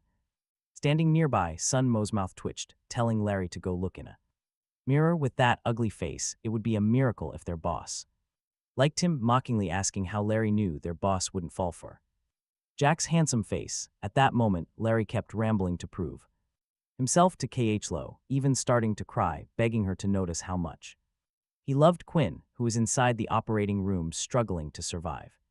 He wailed that he had no desire to live without her anymore. After that performance, he sneaked a glance at Khloe through narrowed eyes. He smugly thought that playing the devoted, heartbroken husband would move any woman. But Khloe only offered one icy, heartless sentence, telling him to go ahead and die, then donate his organs. Larry stood there, completely dumbfounded, pointing a shaking finger at his own face, asking if she truly meant him. How was it possible for Khloe White to tell a devoted husband to die? The others, the onlookers, could not believe their ears. After all, everyone who knew the situation was aware that the White and Kai families shared a deep connection. Shouldn't Khloe protect Larry under these circumstances? Larry figured that Miss White wanted Jack to die instead. Having filled in the blanks himself, Larry spun around to face Jack. Roaring in fury, he demanded to know why Jack was so blind when Miss White clearly wanted him dead. Jack's mouth twitched, looking at Larry like he was a total idiot. Meanwhile, Sun Mo, the assistant, could not bear to watch this train wreck anymore. He stepped forward to clarify Mr. Ling misunderstood, because his boss actually meant she wanted a scoundrel like Larry to go drop dead. As soon as those words landed, Larry was utterly paralyzed. By the time he snapped out of it, his face had turned completely pale. He looked trembling at Khloe, asking if they were just playing a joke. But Khloe completely ignored Larry, turning her gaze over to Jack instead. With reporters around, she avoided making him trend online over the connection, so she put on a chilly tone to ask him about his proof. He did say he could prove it, but seeing their mother act so cold toward Jack, the 4 little girls grew instantly upset. Little Puff gave her mother a sour look, opening her mouth to speak before being cut off by Linda. Posing dramatically to show off her figure, Linda asked if this woman was truly the legendary Miss White. She recalled seeing K.H. Lowe earlier, and she was clearly leaning all over Jack. This simply could not be the powerful head of the White family, almost. Instantly, Linda assumed K.H. Lowe was just an actress hired to help Jack trick everyone. Linda demanded to know exactly how much Jack paid her to play the role. K.H. Lowe did not get angry. Instead, she smiled, her slightly curved lips made her look incredibly dangerous as she asked why Linda lacked a brain. Outraged by the insult, Linda lost her temper and lunged forward, saying that she tried to grab K.H. Lowe, but K.H. Lowe did not hesitate. She stepped in and instantly locked Linda's arm. With a loud snap, Linda screamed and fainted. Outright from the agonizing pain, everyone watched as K.H. Lowe casually dusted off her hands, telling Sun Mo to take Linda to get her broken bones set. If they did a bad job, that was fine too. Sun Mo nearly knelt in respect. Shivering at the sight, Larry rubbed his own arm, while he avoided targeting K.H. Lowe. He could certainly target Jack. With that in mind, he issued a bold threat in front of K.H. Lowe, reminding Jack they operated in the exact same circle. Right then, Larry was laying down a heavy threat. As a notorious industry bully, he possessed absolutely no class. Yet, looking at Larry's aggressive stance, Jack remained surprisingly calm and unfazed. Seeing that Jack refused to back down, Larry narrowed his eyes and shifted his attention to the nearby little girls. Playing the part of a wicked villain, he let out a menacing laugh. He urged the children to convince their daddy since he needed his help. Little Puff nodded solemnly, promising she would talk to their father. Larry grinned in satisfaction, thinking the little girl was remarkably cooperative. After all, daughters were always softer, but in the very next second, Little Puff tugged gently on Jack's pant leg and spoke in her sweetest, most innocent voice, "Daddy, I do not want your hands to hurt, so you should definitely use that fire extinguisher to bash him later. Besides, he makes a living with his face in showbiz, so he should aim for his nose first and smash his face in. They should not worry about scaring the kids who graduated with a major in getting scared, so no matter how bloody it gets, they are not afraid." Larry froze. He wanted this little girl to persuade him too. Settle, persuade, is this what she calls persuasion? What kid suggests pure violence right off the bat? This was insane, what was in her head. Larry felt a familiar, violent aura and instinctively glanced at K.H. Lowe, then shook his head. No, impossible. Wealthy families care about social status. He had nothing, so she was not that. Stupid. While Larry was thinking, he saw little Machi pull out a medium-sized projector from her tiny backpack with highly professional movements. She turned it on, put on some Detective Conan glasses, and suddenly spoke like a true professional. "Daddy, if you have evidence, give it to me. I will play it. With so many uncles and aunties here, they will absolutely love it." Larry's heart skipped a beat. How did this kid know how to use a projector, let alone how to serve up juicy gossip for everyone? But what shocked him even more was little Grape, looking like a sweet, soft cutie. She actually pulled small red envelopes right out of her backpack. Then she marched toward the media reporters, handing out those red envelopes, while saying in a super adorable tone, "Uncles and aunties, I am a little badger in the melon field eating gossip daily. Follow me for guaranteed headlines." Larry was completely dumbfounded. How old was this kid? How did she already understand the unwritten rules of showbiz, even bribing reporters with red envelopes? They just assumed she was giving them trading cards or stickers inside, but who could have guessed that? When one reporter opened it, they actually found a check. Every single check held $88,888. Crazy, right? The reporters stood shocked, looking down at little Grape, who proudly crossed her arms and said smugly, "Uncles and aunties, do not be too surprised," to her.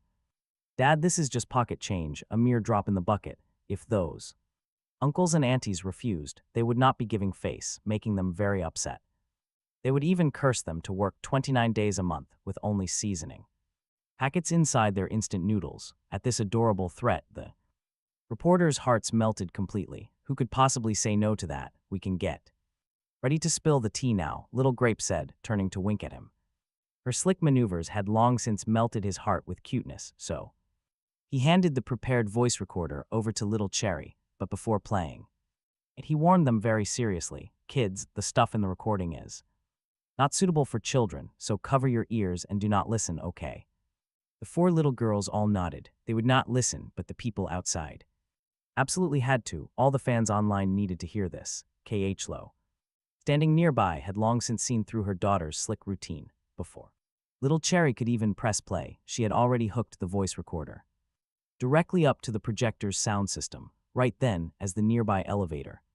She opened it and pressed play. Larry stood there, completely clueless. Panic set in. Trembling, he warned the young man of the consequences. Keep quiet or die. With the powerful elder nearby, he felt totally untouchable. Who could possibly touch him? But right then, a cold, sharp voice echoed. Larry turned. Half his soul left his body from pure horror. His threats to the young man instantly vanished. Instead, he put on a sick, groveling smile.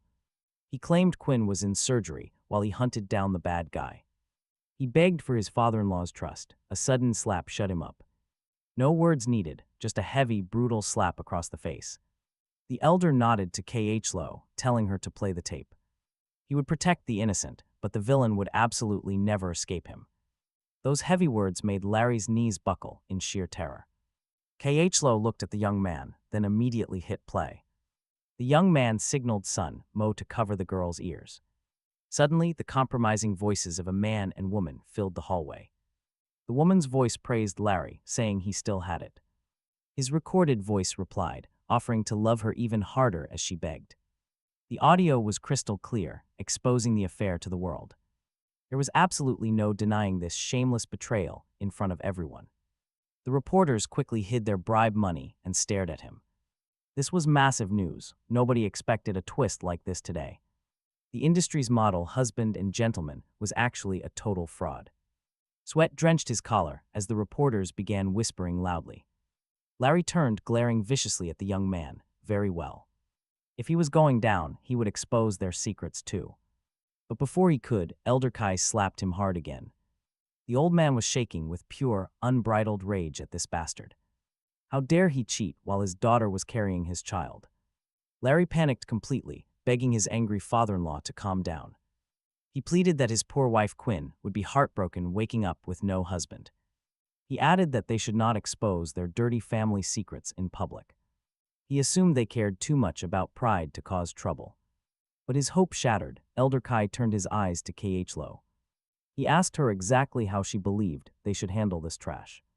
Khloe looked at the young man, her face completely cold. She demanded he retire, divorce his wife, and lose his legs. Then they would exile him. Larry was paralyzed with fear.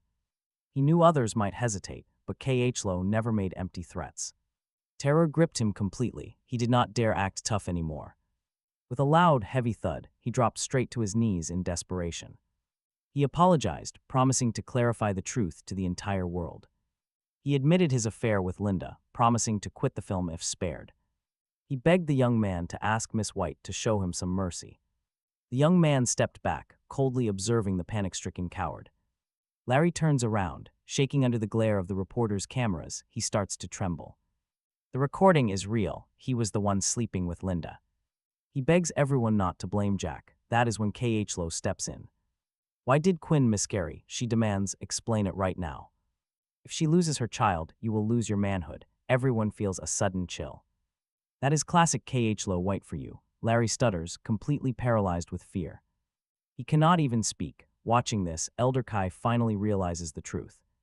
Larry did it on purpose, wanting Quinn to die. Larry frantically tries to deny it. He desperately wants to explain himself, but he can barely form a coherent sentence.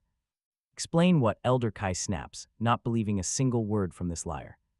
He is completely done with Larry. Right then, the operating room doors swing open. Dr. Ben wheels out the hospital bed. Quinn is awake and out of danger.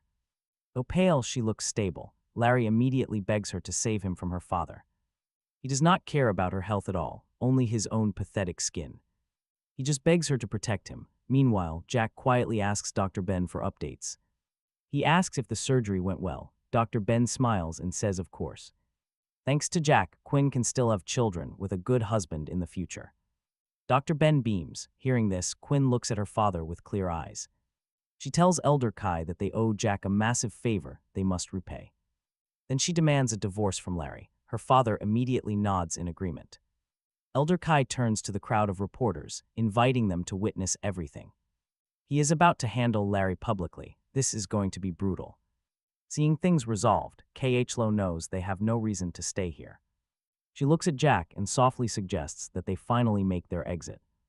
Jack nods. Once they step outside, Dr. Ben immediately acts like a troublemaker.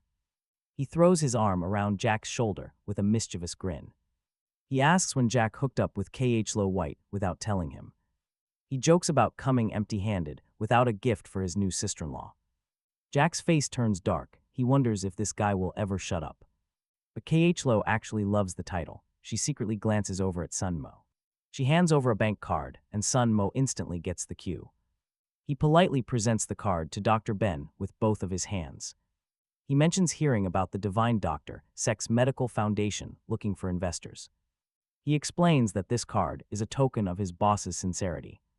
Dr. Ben's eyes light up instantly. He grins and thanks Khloe profusely. He claims her kindness is too great, so he must offer Jack instead. He shoves Jack right toward her, telling her not to hold back.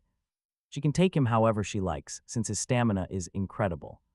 7 times a night is apparently easy. Jack is completely at a loss. He questions his life choices, while Khloe's face turns bright red. Dr. Ben even boasts that Jack can guarantee her multiple sons. He pretends to read fortunes, claiming he calculated this 5 years ago. He explains that Jack's unique physique makes him incredibly potent and fertile. By now he should already have 4 children. Khloe looks stunned. All the girls stare intensely at Jack at once, making him break out in a cold sweat. Grabbing Dr. Ben's shoulder, Jack gritted his teeth. "Stop talking nonsense," he muttered. Dr. Ben rubbed his chin seriously, insisting he was not talking nonsense at all. The very first fortune he told, after leaving the mountains, was actually for Jack. It clearly showed 4 babies living in the capital, surrounded by lush greenery. He glanced over at Khloe, a mischievous grin playing on his lips. "White, you have a massive business and endless connections, so why not help us search for them now?" 5 years ago, no, maybe only 4 years ago. Were there any women at the karaoke bars who suddenly had kids? Finding them would be a good deed, but the moment he spoke, things changed. The 4 little girls instantly grew upset, standing stiffly with their arms crossed. Arms crossed, she pouted in pure anger. Luckily, Dr. Ben was pretty good at reading the room. He quickly noticed her furious little face and asked why they were so unhappy. Little Puff puffed out her cheeks, looking like a furious balloon. "We are Daddy's kids," Little Grape nodded. "Our dad does not have kids with anyone else." Dr. Ben froze in total shock. He never expected the 4 little girls to be so possessive, but it was incredibly adorable. He crouched down, reached out, and gently patted their tiny heads. Okay, he laughed. "You are definitely Jack's daughters. Just pretend Uncle never said." What he just did, the girls insisted they were Daddy's daughters, 100%, and Uncle was not allowed to treat them so dismissively, Little Puff stated, pointing her finger. These babies were not easily comforted. Dr. Ben smiled, looking up at him. He joked that his little girls were quite a handful, but just as they spoke, suddenly Little Machi's stomach growled. Usually, she was a pretty aloof baby. But now she was totally embarrassed, clutching her tiny tummy. Her cheeks flushed red. She felt so embarrassed in front of her dad. Would he think she was too greedy? He knew that after such a busy day. His sweet little babies had to be starving, so he glanced over at Dr. Ben. Ben quickly picked up Little Machi, smiling that Uncle was pretty hungry too. He invited her to eat together, and her dad gently agreed. Machi obediently rested her head on his shoulder, whispering she loved her dad most. He truly understood a girl's heart, knowing exactly how to care for her. So the crew decides to grab food first. Dr. Ben is highly intrigued by the 4 little girls crashing their table just to join, but halfway through, he does something even wilder. Meanwhile, chatter spread as everyone in the Divine Doctor sect grew deeply intrigued. Bayanj suddenly bursts out. "Eldest sister, did you see the 4 little girls in those photos?" Excitedly into Bayan and Yimu's room, clutching her phone, right then. Bayan happened to be staring at photos of the 4 little girls. She definitely thought they were adorable, but more than that, she remembered a fortune their master had once read. She asked her junior sister if she could remember their master talking about his romantic tribulation and the what about those 4 phoenix stars appearing by his side? Eldest sister, surely you know. Does she really think those 4 little babies are his phoenix stars? How old are they? That was impossible. Beyond Uranian did not believe her senior sister's claims. Sister just wanted things to go well for Jack. However, Bainu smiled, shaking her head. She shook her head, noting that ambition is not measured by age, and that it was time for Jack to settle scores with those people. Hearing that, beyond Aaron's expression, also turned grave. For all these years, Jack had been holding back. His family knew it, and they did not want to see him suppress himself anymore. "Sister, let's go down the mountain." Later that day, inside the villa, a call came. Jack answered, only to hear his father George's angry voice on the line. Jack sneered, asking if Mr. Jong actually needed something from him. George absolutely hated Jack's careless tone, as if they were not close at all. George demanded to know Jack's plans for his birthday. Jack laughed at the mention. He told his father to let his golden child Frank throw him a banquet instead. Why involve Jack to burn funeral paper money? George's blood began to boil. He screamed at Jack for being a rebellious disappointment. Jack calmly replied that, honestly, he had no interest in being his son or attending his party. But George refused to let the matter slide, shouting through the phone. He demanded to know how Jack could dare to skip his own father's birthday. With a furious click, George hung up, but as Jack thought about it, he realized this directly involved the company shares. He had to attend. Meanwhile, late at night inside Khloe's study, Khloe White tiptoed in with the kids. The 4 little girls and the 1 adult sat in a row, barely even breathing. Khloe looked up, giving them a cold, indifferent stare. She asked why they were still awake, and little Puff quickly pointed at Leo.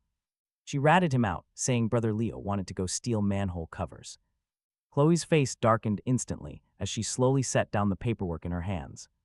She laced her fingers together and spoke in a lazy, dangerous voice. They had exactly 3 minutes to explain everything, or they were getting kicked out. Little Puff whispered to the others that their mother was terrifying. Then she begged her mother, explaining that their dad was going to the Jong banquet. Khloe glanced at her worried daughter with a calm, silent face. She told her there was no rush, but the kids were not having it. They needed to back their father up in case anyone tried to bully him. Little Grape chimed in, saying that bullying him meant insulting Khloe too. Little Cherry added that nobody should dare mess with the White family. They had to destroy them completely. Hearing this, Leo White just frowned. These kids seriously wanted total annihilation. It was genuinely terrifying. He just hoped Khloe would keep a level head about this. But instead, she calmly told them that too. We're already stationed outside the villa. There was no need to worry. Leo White swallowed hard, completely stunned by her sheer power. The real threat was right in front of him. Surely those were elite forces. If they deployed, the entire Jong family would be wiped off the earth. At 7 p.m. the next evening, inside the prestigious Jong family estate, a servant announced with excitement that Miss Mia had returned with young Master Jack. George glared fiercely at the servant, growling in a low, menacing voice. The Jong family had only one young master, and that was Frank. Nobody else deserved that title. The terrified servant quickly bowed and apologized. Master, I was wrong, but Susan heard that Jack had arrived and did not care what. Her husband thought, furious, she stormed outside to kick that trash out. Seeing Jack, she pointed right at him and cursed, asking who permitted him to come here tonight. Susan angrily questioned if he knew his own level. Facing his biological mother, Jack felt absolutely no emotional ripples at all. Susan grumbled, demanding Jack speak and asking if he was mute. But Jack replied expressionlessly, explaining that Mr. Jong had invited him. Susan refused to believe it, claiming his dad wished he was dead instead. To her, he was just thick-skinned and forcing his way inside. So she turned to the bodyguards, asking why they were standing there. She ordered them to throw the trash out, but a voice suddenly stopped them. Jack is my grandson, the voice declared, attending the Jang family banquet. It was Elder Jang, and once he appeared, Susan did not dare act out. Looking at the old man, whose eyes were full of love for him, Jack felt emotional. Supporting the elder's arm, he apologized for causing worry. Elder Jang blamed himself, saying his poor health kept him from standing up for Jack and the Jong family, but he told him not to fear. This time, Grandpa would announce Jack as the heir to the family. That would make him the true young master of the Jong family. Meanwhile, inside the extended Lincoln, little Puff tilted her head at Khloe. She asked why Mommy came over when she was supposed to work overtime. Why did Mommy come to look after Daddy if she was busy? Khloe's face remained indifferent as she glanced at Leo White driving up front. Leo said he wanted cake, Khloe explained, so she brought them along. Leo White blinked, pointing innocently at his own face in total confusion. By then, Jack had been brought inside by the old man. And right on cue, wait till you see who walks through those doors. Walking in front, Little Puff's eyes quickly swept across the entire room. Her gaze landed right on Jack, who was holding hands with Sylvia. The little girl suddenly froze in her tracks, looking up pitifully. Clutching her chest, she asked Mommy what to do about her sour poisoning. Khloe White, trailing behind them, failed to react to her strange words. Little Puff pointed at Jack, grumbling about a very aloof-looking girl. That girl was holding Daddy's hand, even though his hand belonged to Mommy. Little Grape's eyes turned red, agreeing that Daddy belonged to their mother. Little Cherry calculated with her fingers, warning that Daddy faced a romantic entanglement. She insisted Mommy was in danger of losing him to another woman. But Little Machi just shook her head, looking completely unbothered. She pointed out that Daddy and Mommy were legally married anyway. No matter how pretty that lady was, she could only be a concubine. Khloe White nearly choked to death on his own spit hearing that. Little Machi continued very seriously, saying Daddy would not act himself. But if those ladies misbehaved, she would deal with them like concubines. Ancient books, after all, recorded how to buy and sell them. And this little girl was ready to put that knowledge to use. These concubines can even entertain guests when they visit. Besides, Daddy is too busy. He is swamped with work, so he has no time for these desperate women. But little Machi has barely any homework and plenty of free time. She can help her dad sell them off. Khloe White stares in complete shock. Honestly, is this little kid actually the most devious one in the room? Unlike the kids, Khlo looks calm, but her eyes are a freezing tundra. She coldly nudges Khloe White, telling him it is time to announce himself. Leo gulps hard and takes his first step onto the red carpet. Right away, several rich guys near the entrance recognize the young master. They whisper about how much prestige this brings. Even the White family heir showed up. And the gorgeous woman walking right beside him looks incredibly familiar as well. Their whispering quickly grabs the attention of the crowd. Frank is absolutely thrilled, feeling like the ultimate VIP of the night. From now on, he can brag to everyone that the powerful White family has his back. George snaps out of it, grabbing Frank's arm. He urgently asks his son if these powerful VIPs are actually here for him. Frank just scratches his head with a smug smile, pretending he doesn't know. Jack just lets go of Sylvia's hand when he spots Leo walking straight toward him.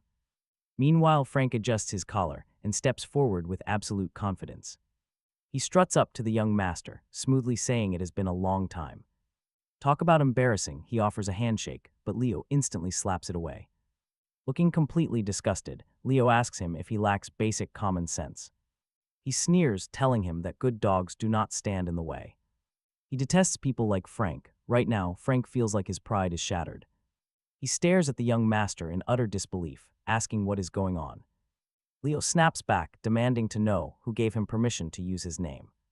Shaking his head, he totally ignores Frank's pale and embarrassed face. Instead, he walks straight up to Jack and gives him a huge hug. He happily apologizes to his idol for bringing an entire crowd to the banquet. His auntie's car broke down, and the 4 kids were starving, so they tagged along. He jokingly asks Jack if he minds him bringing so many uninvited guests. Then he lowers his voice to a quiet whisper, meant only for Jack. He explains that his auntie was worried Jack might get bullied here tonight. They came to back him up, so he needs to just play along. Elder Jang finally snaps out of his shock, asking if they are close friends. Leo glances at the crowd with a smirk, drawing out the suspense. He drags out his words, of course that is impossible. Hearing the long pause, George instantly thinks they have caught Jack in a lie. He glares at Jack, mockingly pointing out that Leo does not even know him. He accuses Jack of just making a complete fool of himself. But Leo snorts coldly, throwing his arm over Jack's shoulder with a grin. He proudly declares that they are not friends because Jack is his idol. Hearing this, Elder Jang lets out a huge sigh of relief. He glares at George, mocking him for constantly putting down his own son. George stands there frozen, completely humiliated and blindsided by Leo's dramatic words. He stared at Jack with sharp eyes, offering no praise at all.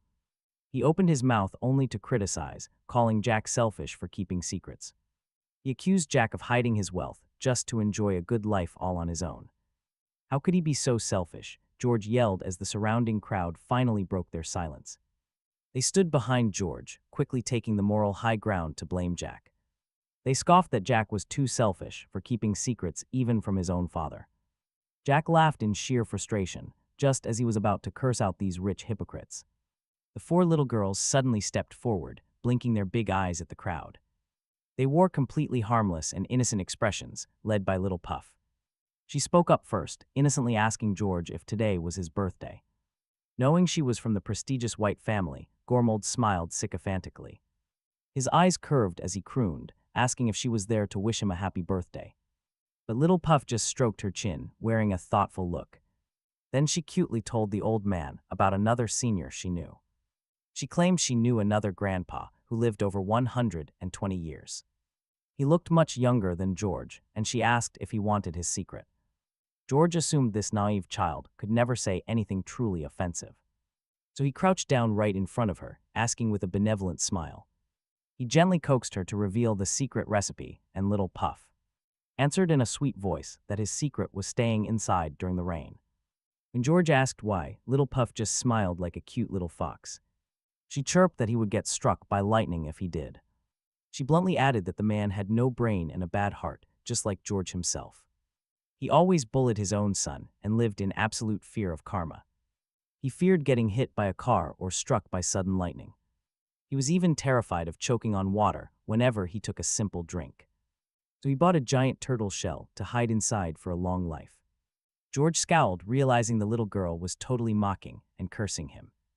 Once little Puff finished, little Cherry stepped forward to pinch her fingers. She pretended to calculate his fortune and gave him a grim prediction. She warned that because his heart was wicked, his face would turn crooked. He would soon wear a giant green hat, she chuckled, offering help. She could help him turn his terrible luck around if he wanted. Out of respect for his relation to Uncle Jack, she offered it free. George was already breathing heavily, with intense rage from the first kid's insults. Now little Cherry was making him even madder, so he instantly refused. He barked that at his age, he had absolutely no need for a child's gifts. She warned that refusing a child's gift meant getting struck by 5 lightning bolts. Little Cherry just smiled, her eyes curving like cute crescent moons. While George tried to figure out how to reject little Cherry, something happened. Over a dozen bodyguards suddenly marched through the entrance holding large boxes. George narrowed his eyes while Jack looked down at little Cherry in wonder. She flashed Jack a bright heart sign, blinked, and took charge. She cutely ordered them to hand out portions to the grandpa and uncles. Hearing her commands, the bodyguards quickly moved to hand them out. Following little Cherry's instructions, they placed the 3 boxes in front of George, Frank, and Susan, respectively, then putting on dark black gloves they carefully opened the boxes. Everyone was incredibly curious inside, but when they clearly saw the contents, they all stood there completely dumbfounded. Those who were friendly with George and the others wore highly complicated expressions. Meanwhile, those who wanted to see them fail miserably were struggling desperately to keep a straight face, desperately holding back their laughter from bursting out. After taking in their reactions, little Cherry told George her sister already said it.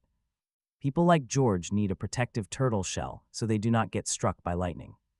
Outside so they can live a long life just like turtle bastards, so they prepared 3 matching turtle shells for the 3 people here who look most like turtles. After little Cherry finished, little Puff walked over, blinking her bright eyes, asking obediently if the old grandpa found the gifts too cheap and would reject them. She added that if he rejected them, she would have no choice but to cry. George's face flashed between green and purple, colorful as a painter's palette. He honestly never expected that he would get cursed so heavily by 2 little girls, but they would actually present him with real turtle shells. Calling him a turtle bastard was the ultimate, humiliating insult. Was there any worse way to bully someone so publicly? What kind of bizarre family values raise children like this? George felt incredibly wrong just thinking about it, but at this moment he could not say a single thing. He glanced around, seeing those fair-weather friends struggling to hide their smirks. He knew he had no choice but to swallow his anger. Smiling, Khloe stepped forward, claiming her daughters were just mischievous.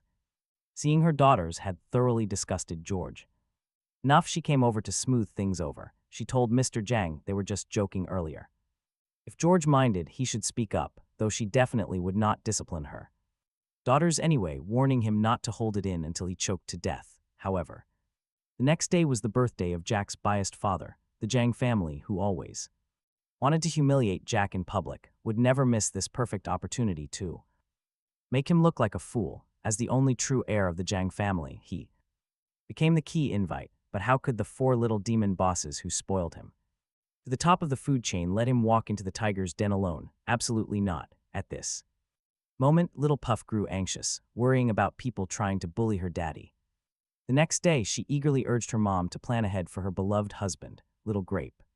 Agreed, bullying him meant bullying her. No way, Little Grape kept fanning the flames. Little Cherry joined in, asking if their family were outsiders who could be pushed around, destroy them. That was her goal. Khloe White looked completely shocked. Every single one of them was casually talking about total destruction. This was absolutely terrifying. He hoped his aunt would be much calmer, but her next words nearly shocked him to death. She mentioned 2 mercenary units were already stationed outside their gates, leaving nothing to worry about. Talk about a terrifying power move. The next day, Jack arrived at the banquet hall with Mia and a gift, completely unaware that this present was a total trap set by Frank. To Jack's father, his son was just a stain on his life. Just as a deadly look flickered in George's eyes, Jack walked in with Mia. As soon as Susan saw him, she flew into a rage, screaming that Susan spat that Jack was not her son, claiming she only had one child. And that was Frank. Meanwhile, Frank kept acting nice to play the peacemaker. He spoke in a troubled voice, pleading that they could not just turn Jack away when he came with such good intentions. But Susan did not want Jack coming inside to embarrass her, completely ignoring her husband. Furious, she was determined to kick Jack out, while Frank grinned smugly. He kept thinking that Jack was absolutely going to get destroyed today. Just then, Susan stormed right up to Jack, demanding to know who allowed him to show up tonight, snapping if he was mute. Jack calmly replied that Mr. Zhang invited him. Susan did not believe it, so she ordered the guards to throw this piece of trash out. The guards in black suits quickly surrounded Jack to kick him out. Suddenly, a loud voice ordered them to stop, calling Jack his grandson. He came for the family banquet, which was fully allowed. It was Elder Zhang. Walking tall with a cane and wearing a traditional suit, Susan froze instantly. The old man warmly told Jack to come inside with his grandfather. Seeing the pure affection in the old man's eyes, Jack's heart warmed. He apologized for causing worry, but the grandfather took the blame instead.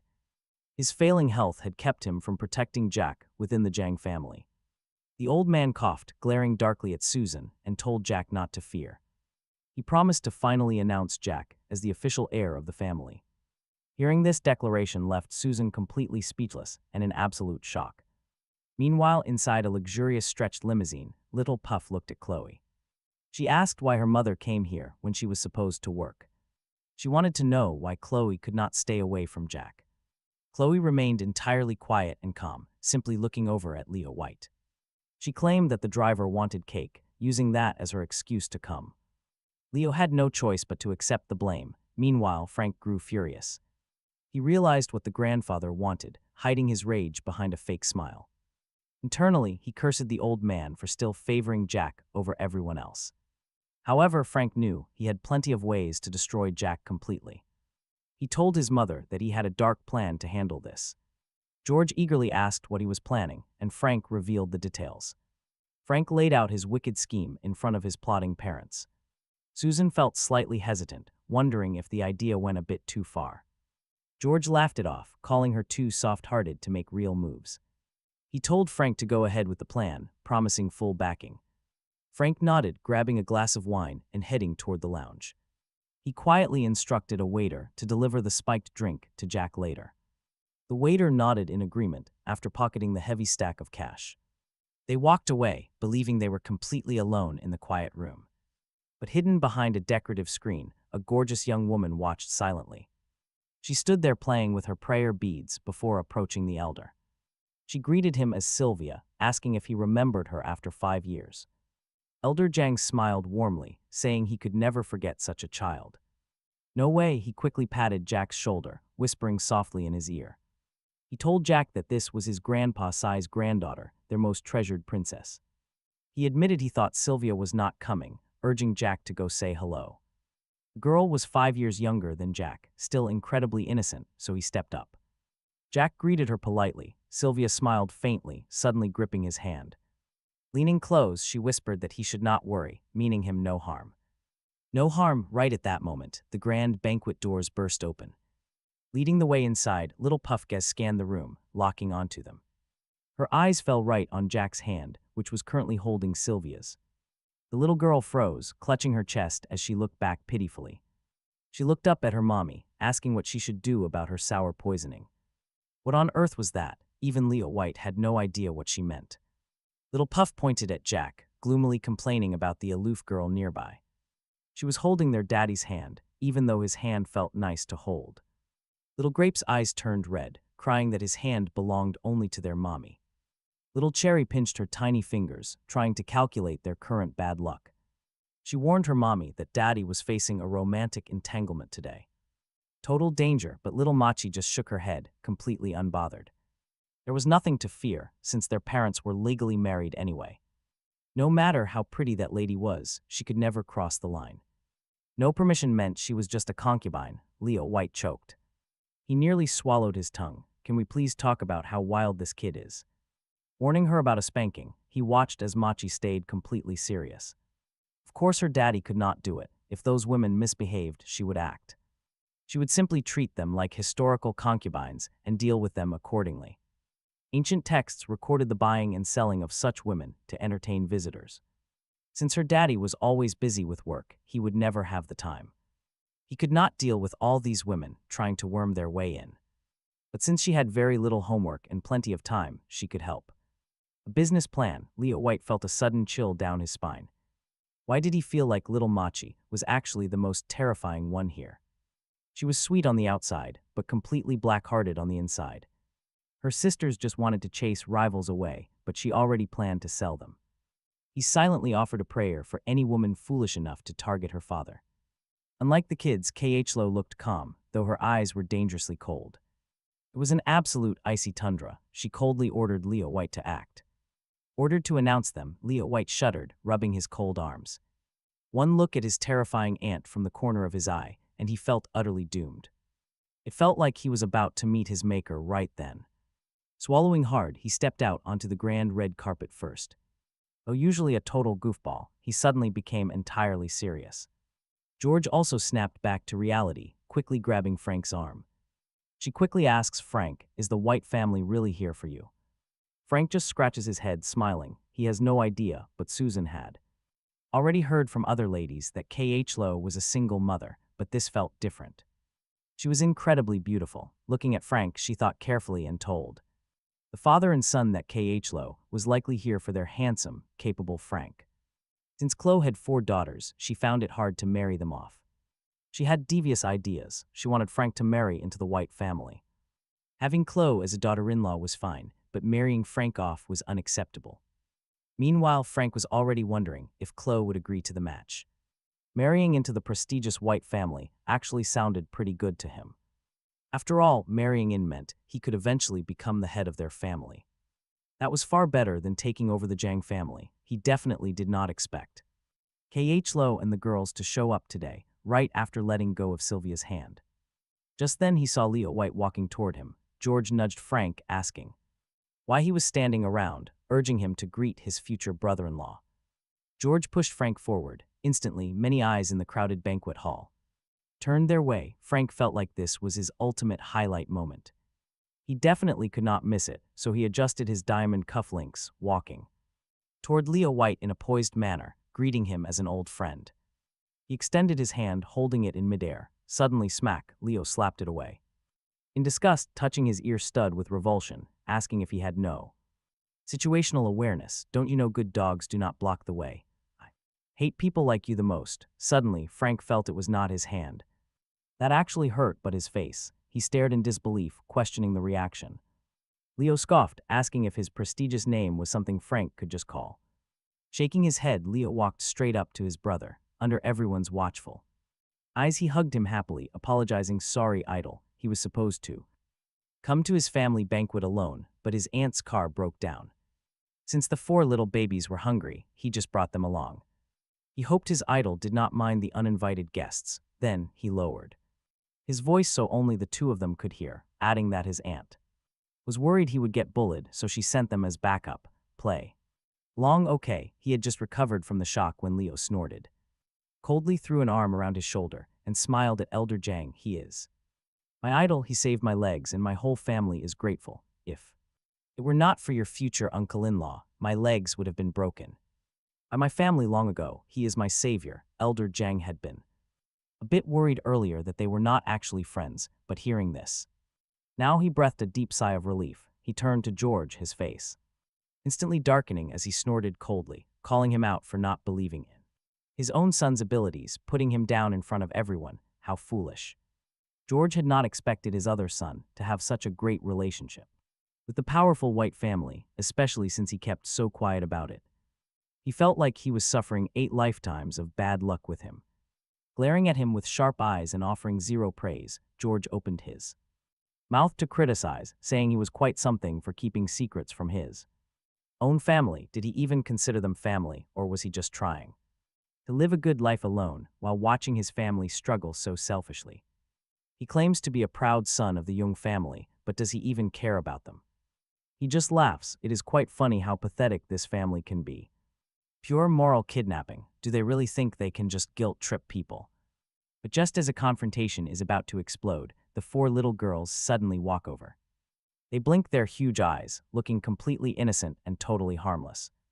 Little Puff speaks first to old George, asking him if today is his birthday.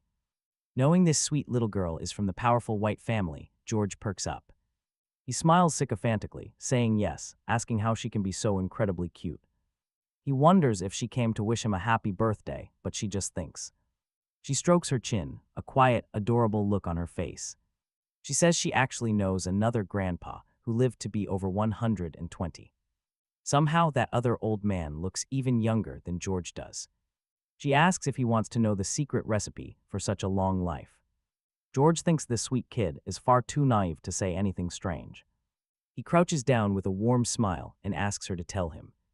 She speaks in a sweet, high voice, explaining the secret is pretty simple. When it rains, he never goes outside, but why is that?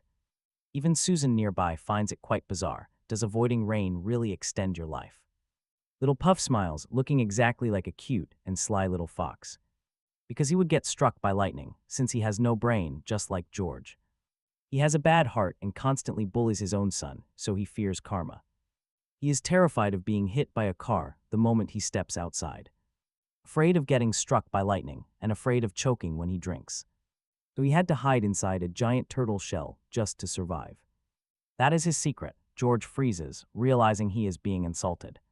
Susan is stunned. Is this little girl actually cursing her husband right now? The crowd was actually expecting some massive, life-changing health secret. But by the end, every single word was just a savage curse on George. This kid is definitely something else, insulting someone so beautifully at such a young age. Talk about a masterclass in roasting. She left him unable to even get mad. And before he can even recover, little Cherry steps up for her turn. She dramatically pinches her fingers to calculate his fortune, looking right at him. She tells George his fortune is bad because his intentions are so wicked. Soon his face will turn crooked and he will be wearing a giant green hat. But if he wants to change his terrible luck, she offers to help him out. Out of respect for his connection to Uncle Jack, she will even do it for free. She is offering a double portion. The crowd gasps. Talk about being absolutely savage. This kid is somehow even more devious. George is practically shaking with rage. Already furious from the first roast, he snaps completely at this second one. He instantly refuses, yelling that he does not need any gifts from a child. But she warns him that refusing a child's gift brings pretty bad karma. He might get iced eyes and get struck by 5 massive bolts of lightning. Her eyes curve like cute crescent moons, looking so sweet and well-behaved. Yet everyone present can feel a strange, dominating pressure from her words. They are genuinely shaken, just imagining the terrifying curses she might drop next. The men who were on good terms with George could only look at him with sympathy. Patting his shoulder, taking a child's brutal honesty was tough. He had to grin and bear it. George actually did not want to stand there and take it. But Khloe stood right there, completely silent, her icy glare locked onto him. He did not dare provoke her, his eyes dinned around in sheer panic. Trying to figure out how to reject little Cherry, over a dozen towering bodyguards suddenly marched in. They walked through the doors, carrying several massive, heavily sealed boxes. Jack looked down at little Cherry. She flashed him a brilliant, cheerful smile. Uncle, she said, this is my gift, though too bad there is absolutely none for you. Seeing the sparkling stars in the girl's eyes, Jack seemed to understand. He smiled, saying it was fine. This uncle did not need any. Seeing Jack's reaction, George rolled his eyes at him in complete, cold and frustrated annoyance. He snorted coldly, muttering that Jack first needed the ability to get gifts from kids. Little Cherry blinked. She did not argue with George, she just smiled. She clapped her tiny hands, cutely directing the guards to hurry up and hand them out. One portion for the grandpa, one for the uncle, and one for the grandma. Hearing this, the bodyguards quickly followed her directions, placing the 3 heavy boxes right in front of George, Frank, and Susan. They slipped on black gloves and opened the boxes very carefully while everyone watched in silence. Wait until you see what was actually hidden inside those massive boxes. Because the moment they opened them, everyone went completely silent with shock. Even the troublemakers who wanted to laugh were struggling hard to hold back their laughter. Little Cherry looked at George, telling him that her sister warned them. She said people like him need turtle shells to avoid getting struck by lightning. When they go out and to live a long life like some old turtles, so they prepared 3 turtle shells for the 3 people who looked most like them. Once Little Cherry finished, Little Puff walked over, blinking her cute, starry eyes. She obediently asked if the old grandpa thought the gifts were far too cheap and would reject them. She added that if he rejected them, she would cry. George's face constantly changed colors, shifting between green and purple. He looked like a painter's palette. Suddenly, Khloe stepped forward and spoke up. Her daughters were just mischievous and joking with Mr. Jang.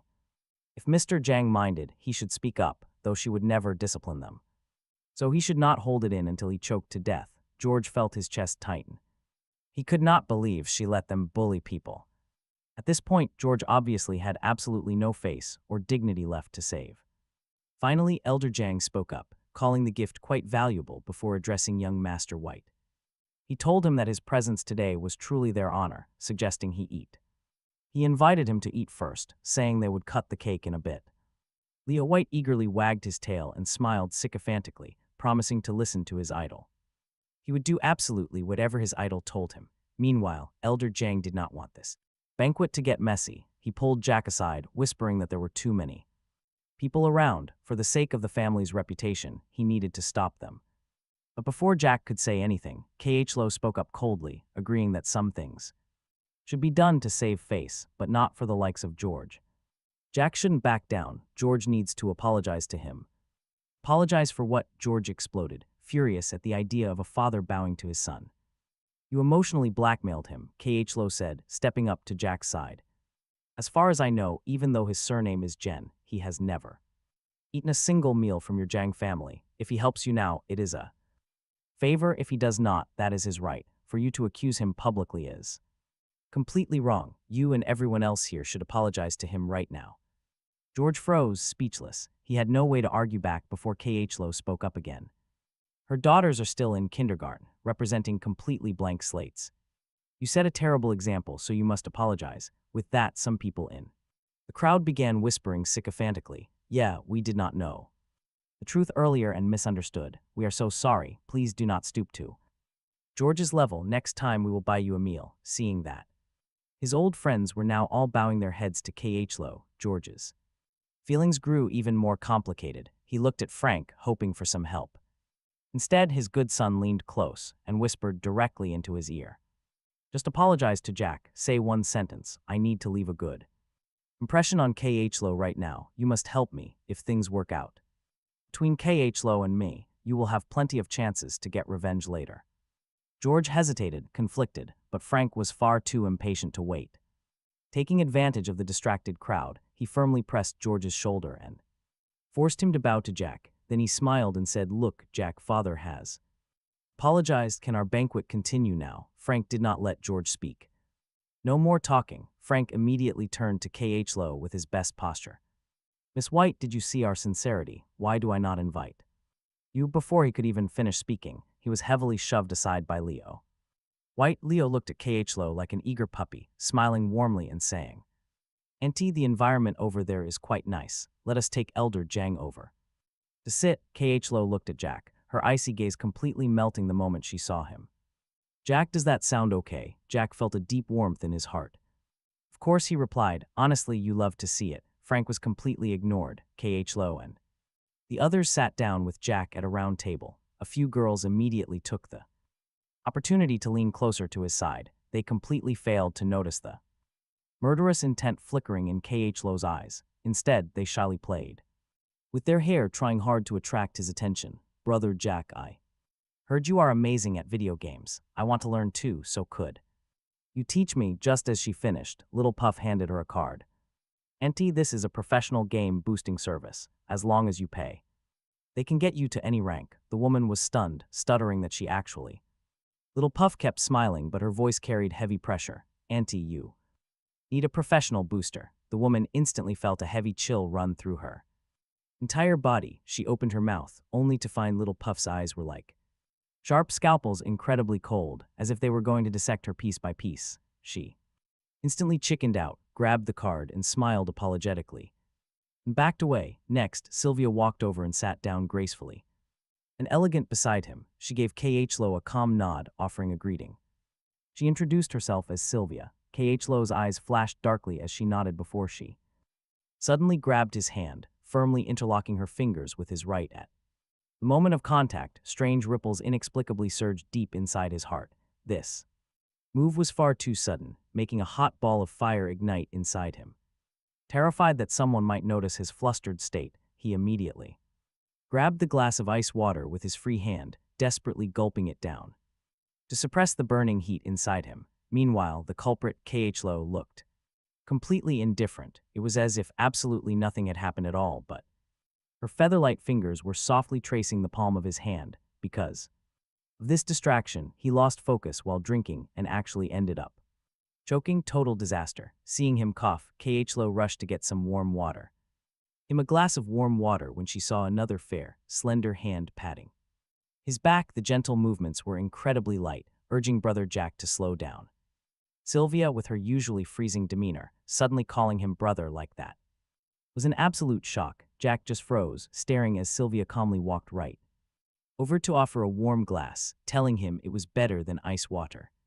Talk about tension. The girls watching this were literally crushing their glass cups, now incredibly unhappy, especially little Machi. At this exact moment, she felt like the daddy she worked so hard to find was being snatched away. So she leaped right out of her chair, pitter-pattering over to stand between him and Sylvia. With a very curious look, she asked her if she had a brother.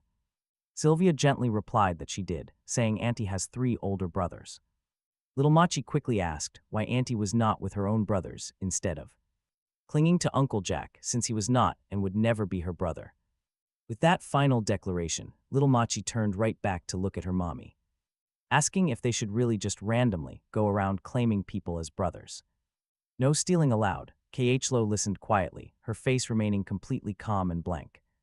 Showed no major reaction, though the corners of her lips tilted upward slightly. Sylvia got the point immediately, generously agreeing that the little baby was right. She admitted she should not randomly call people brother, looking at Jack and extending one hand, telling Jack that from now on he cannot treat her like a sister anymore. Now treat me like a grown woman. Jack raised an eyebrow, suddenly understanding Sylvia's clear meaning. At this moment, Khlo's hand did not let go. Instead, she gripped even tighter, making Jack feel trapped right there. He got the distinct feeling that she might permanently lock him to her side. Meanwhile, Frank watched from afar, completely furious that both women only had eyes for Jack. Gritting his teeth, he muttered that the guy was a complete bastard, intentionally seducing his woman. But then, he remembered the trap he had prepared. Turning to address the crowd with a loud voice, he announced it was time to open his dad's birthday gifts now. He asked if they were curious, pretending to feel incredibly nervous inside. He joked about being afraid Jack's gift might completely humiliate him. He pointed out the massive coincidence that both he and Jack had prepared paintings, especially with several famous Chinese painting masters currently in attendance. He wondered if it had to happen this way, wanting only some guidance. Assistant Peter quickly stepped forward. He smiled. Young Master Frank, those grandmasters heard about the birthday banquet and came over. They are waiting outside. Right then, the doors flew open. Frank had only told his assistant to invite some local association directors, But looking at them now, even Frank was completely stunned. Someone in the crowd recognized the newcomers and screamed in absolute excitement. "Oh my God, is that the nation's top painting master? Kong Wen-shan and those other two are legendary national masters as well." Hearing their names called out, the entire crowd was completely astonished. The atmosphere instantly shifted. Can you believe he actually pulled this off? Listening to the whispered praise, Frank had never felt prouder in his life. He looked at Assistant Peter with admiration, mouthing a silent good job. But Peter was completely lost. He didn't invite these legendary figures. Wiping sweat from his brow, Peter quickly led the three masters forward. Frank welcomed them warmly, asking them to help witness his father's gifts. They wanted to present the gifts, and the three masters quickly agreed. Frank turned to his rival, suggesting they open the gifts together. Without waiting for his answer, Frank ripped open his rival's painting first. The young man ignored him, calmly opening his own box too. Two different paintings. Frank froze in surprise. He immediately shot Assistant Peter a glare, demanding to know what happened. But Peter was clueless. Suddenly, Saman pointed at the painting.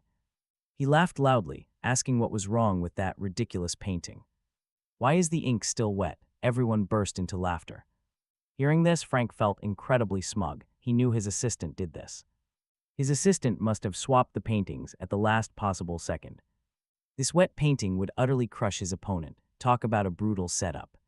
So Frank fake apologized, claiming he probably grabbed the wrong painting. He smugly begged the crowd not to laugh at him just yet. Meanwhile, George glared at him with pure disgust. Calling it a true family misfortune, George kept sighing in absolute anger. George yelled that the young man crashed his banquet just to bring absolute trash. He ordered him to get out immediately. The young man was equally confused. Holding back his anger, he promised to explain the wet ink. Susan gritted her teeth, demanding to know how he could explain this disaster. She asked how he could possibly turn that trash into something priceless. Seeing Susan lose her mind, Little Grape had seen enough. Little Grape suddenly rushed over, raising her chubby little fists in anger. She started hitting Susan, calling her a bad old witch who must stop. The little girl hated mean people, leaving Susan absolutely hopping mad from the blows. Little Grape stopped. She crossed her arms, looking extremely serious. She asked the crowd if they really thought the painting was bad. Everyone was stunned by her question, and nobody dared to speak up. Suddenly, nobody dared to speak, as Little Grape reached out her tiny hand. She reached her small hands up, asking to be carried, and he quickly crouched to pick her up. Feeling a bit satisfied, Little Grape lovingly rubbed her soft face against his cheek and declared to the crowd that her mother hired toTheir professional art instructors for her, making her quite an expert on Chinese painting appraisal. The artwork they claimed was trash is actually a masterpiece, not a fake. Created by a modern genius, its value at global art exhibitions is easily 20 million. But Susan just sneered, believing the young girl was just spouting absolute nonsense. Laughing hysterically at the absurd claim, tears actually began to well up in her eyes. Little Grape simply snorted, pointing a defiant finger toward the nearby master, Kong Wenshan. She ordered him to come over and verify the painting, and Kong Wenshan slowly nodded. He took a step forward, but Frank quickly grabbed his arm to stop him. In a low whisper, Frank warned him to remember who paid him to lie. The painting had to be called a fake, but Kong Wenshan just stared back. Shaking off the greasy grip, he told Frank he knew exactly what to do. Without another word, he walked directly toward the controversial piece of art. Frank smirked arrogantly, casting a triumphant glance toward the confident father. His eyes screamed that victory was already his, as Kong Wenshan approached the canvas. Tapping his finger gently against the paper, the master leaned in to sniff the ink. His expression instantly twisted into pure shock, and he spun around to face them. Stuttering over his words, the master was too stunned to finish his sentence. Spotting his distress, Frank's assistant, Peter, let out a massive sigh of relief. He smiled and told the masters they did not need to cover up a fake. The surrounding crowd immediately began to gossip and whisper with intense curiosity. Watching her sister boil with anger, the calm and collected little Puff stepped in. She leaned in close, whispering to Grape that everything would be fine. The experts had not called it fake yet, so the crowd's chatter meant nothing.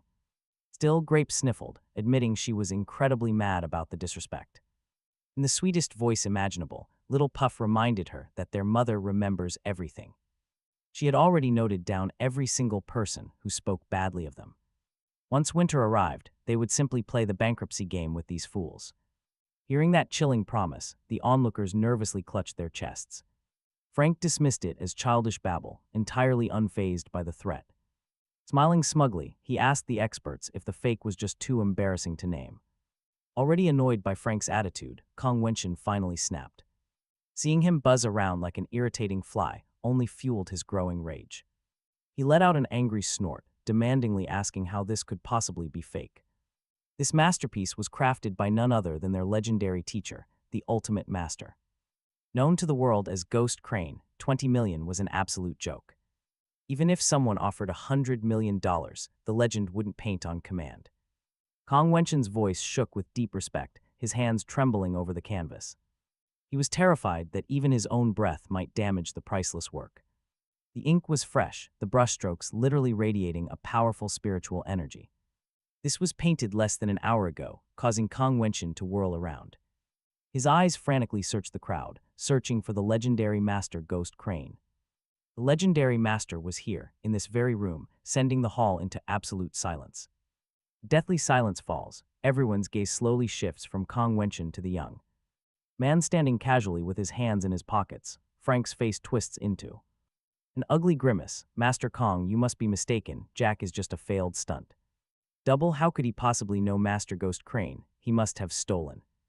Stolen, Jack lets out a low, amused chuckle. Slowly, he reaches into his inner jacket pocket and pulls out a small, intricately carved blood jade seal. He tosses it casually onto the table next to the painting. Kong Wenshin leans in, his pupils shrinking to the size of pinholes. The blood dragon seal, the personal seal of Master Ghost Crane. He immediately bows deeply toward Jack a full 90 degrees. Kong Wenshin greets the Grandmaster. The crowd gasps, the sound echoing like a tidal wave. The failed extra, the outcast of the Jiang family, is the legendary Master Ghost Crane. Impossible, this is a trick, Susan shrieks, pointing a trembling finger at Jack. Frank, show them your paintings, show them what a real gift looks like. Desperate to salvage his pride, Frank hastily orders assistant Peter to unroll his painting.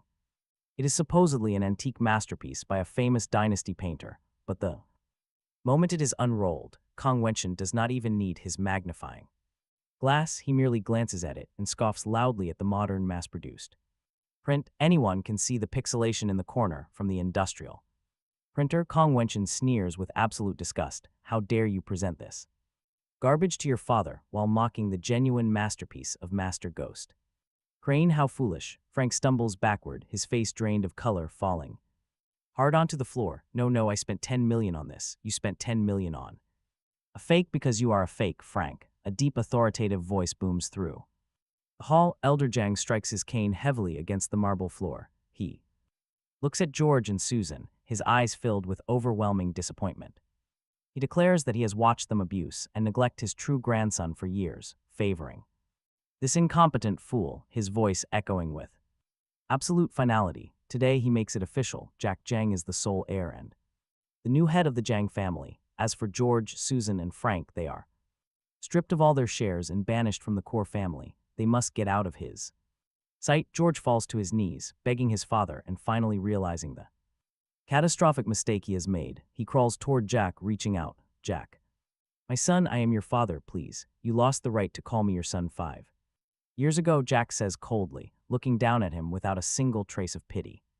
Security escort them out, as the screaming and pleading trio are dragged out of the banquet hall like stray dogs. A collective sigh of relief washes over the room. Talk about a complete turnaround. The guests who mocked him are shivering in the corners, terrified of both his newfound power and the backing of the White family. Amidst the shock, the grand doors of the banquet hall burst open. Once again, Dr. Ben sprints in, completely ignoring the bewildered security guards. He waves a white folder in the air, panting heavily. Bro, Jack, I couldn't wait. I rushed the lab, Dr. Ben yells, skidding to a halt in front of Jack and Khloe. What are you talking about, old 7? Jack asks, raising an eyebrow. Dr. Ben grins, a massive ear-to-ear smile. He points straight at the 4 little kids, currently munching on macarons. 5 years ago, the Imperial Hotel, room 8808. Ring a bell. Jack's breath hitches, and his heart completely stops in his chest. He looks at K.H. Lo, whose usual icy composure is completely shattered. Her beautiful eyes widen in pure, unadulterated shock. Khloe whispers, her voice trembling for the very first time as she asks, "Was she the woman?" Suddenly, the pieces of the puzzle crash together. The familiarity in her eyes, the unexplainable connection he felt with the babies. The entire timeline and their strange connection finally make perfect, undeniable sense. He proudly announces he ran a DNA test using hair from Jack's jacket. It is a 99.999% match. Congratulations, Jack, you are the biological father of these four monsters. The room erupts into whispers of disbelief, but Jack cannot hear any of it. All he can see are his four daughters looking back at him. Little Puff drops her macaron, starry eyes filling with tears as she looks. She looks from Khloe to him, asking if he is her real daddy. He is, Jack chokes out, falling to his knees with open arms. The four little kids tackle him into a chaotic, crying pile of hugs. Little Grape buries her face in his neck, wailing happily that she knew. She knew they did not just find some random, handsome guy in the street. Little Cherry wipes her tears and proudly puffs out her chest. She declares she calculated everything and knew he was their lucky star. Little Machi sniffles loudly, turning to glare at the crowd around them. Their parents are legally bound, so everyone else needs to back off. Jack laughs through his tears, holding his beautiful daughters as tight as possible. Honestly, seeing this legendary, icy demon boss break down hits completely different. Silent tears stream down her flawless face as she covers her mouth. Jack stands up, holding Little Puff gently in one of his arms. He walks over to Khloe and gently wipes a tear from her face. He softly tells her they have 5 years of catching up to do now. Khloe looks back, her icy armor completely melting away into pure warmth. Deep warmth replaces the coldness, and she does not say a single word. Right in front of the capital's elites, she grabs his collar. She pulls him into a deep, passionate kiss as everyone applauds. Elder Jang laughs happily, wiping tears of joy while Leo White whistles. Dr. Ben quickly snaps a photo of the beautiful moment for their group chat. She breaks the kiss, leaning her forehead against his with a soft smile. She reminds him that he holds the legendary title of Master Ghost Crane. He is the head of the Jang family and master of the Doctor sect. But Jack interrupts, pulling his new family into a tight, warm embrace. His favorite titles are being her husband and a daddy to their kids. Little Puff cheers happily that mommy and daddy are finally getting married. The four little cuties cheer loudly, celebrating their ultimate family victory. Jack knows his life of betrayal and hardship is finally behind him. He has found his true masterpiece.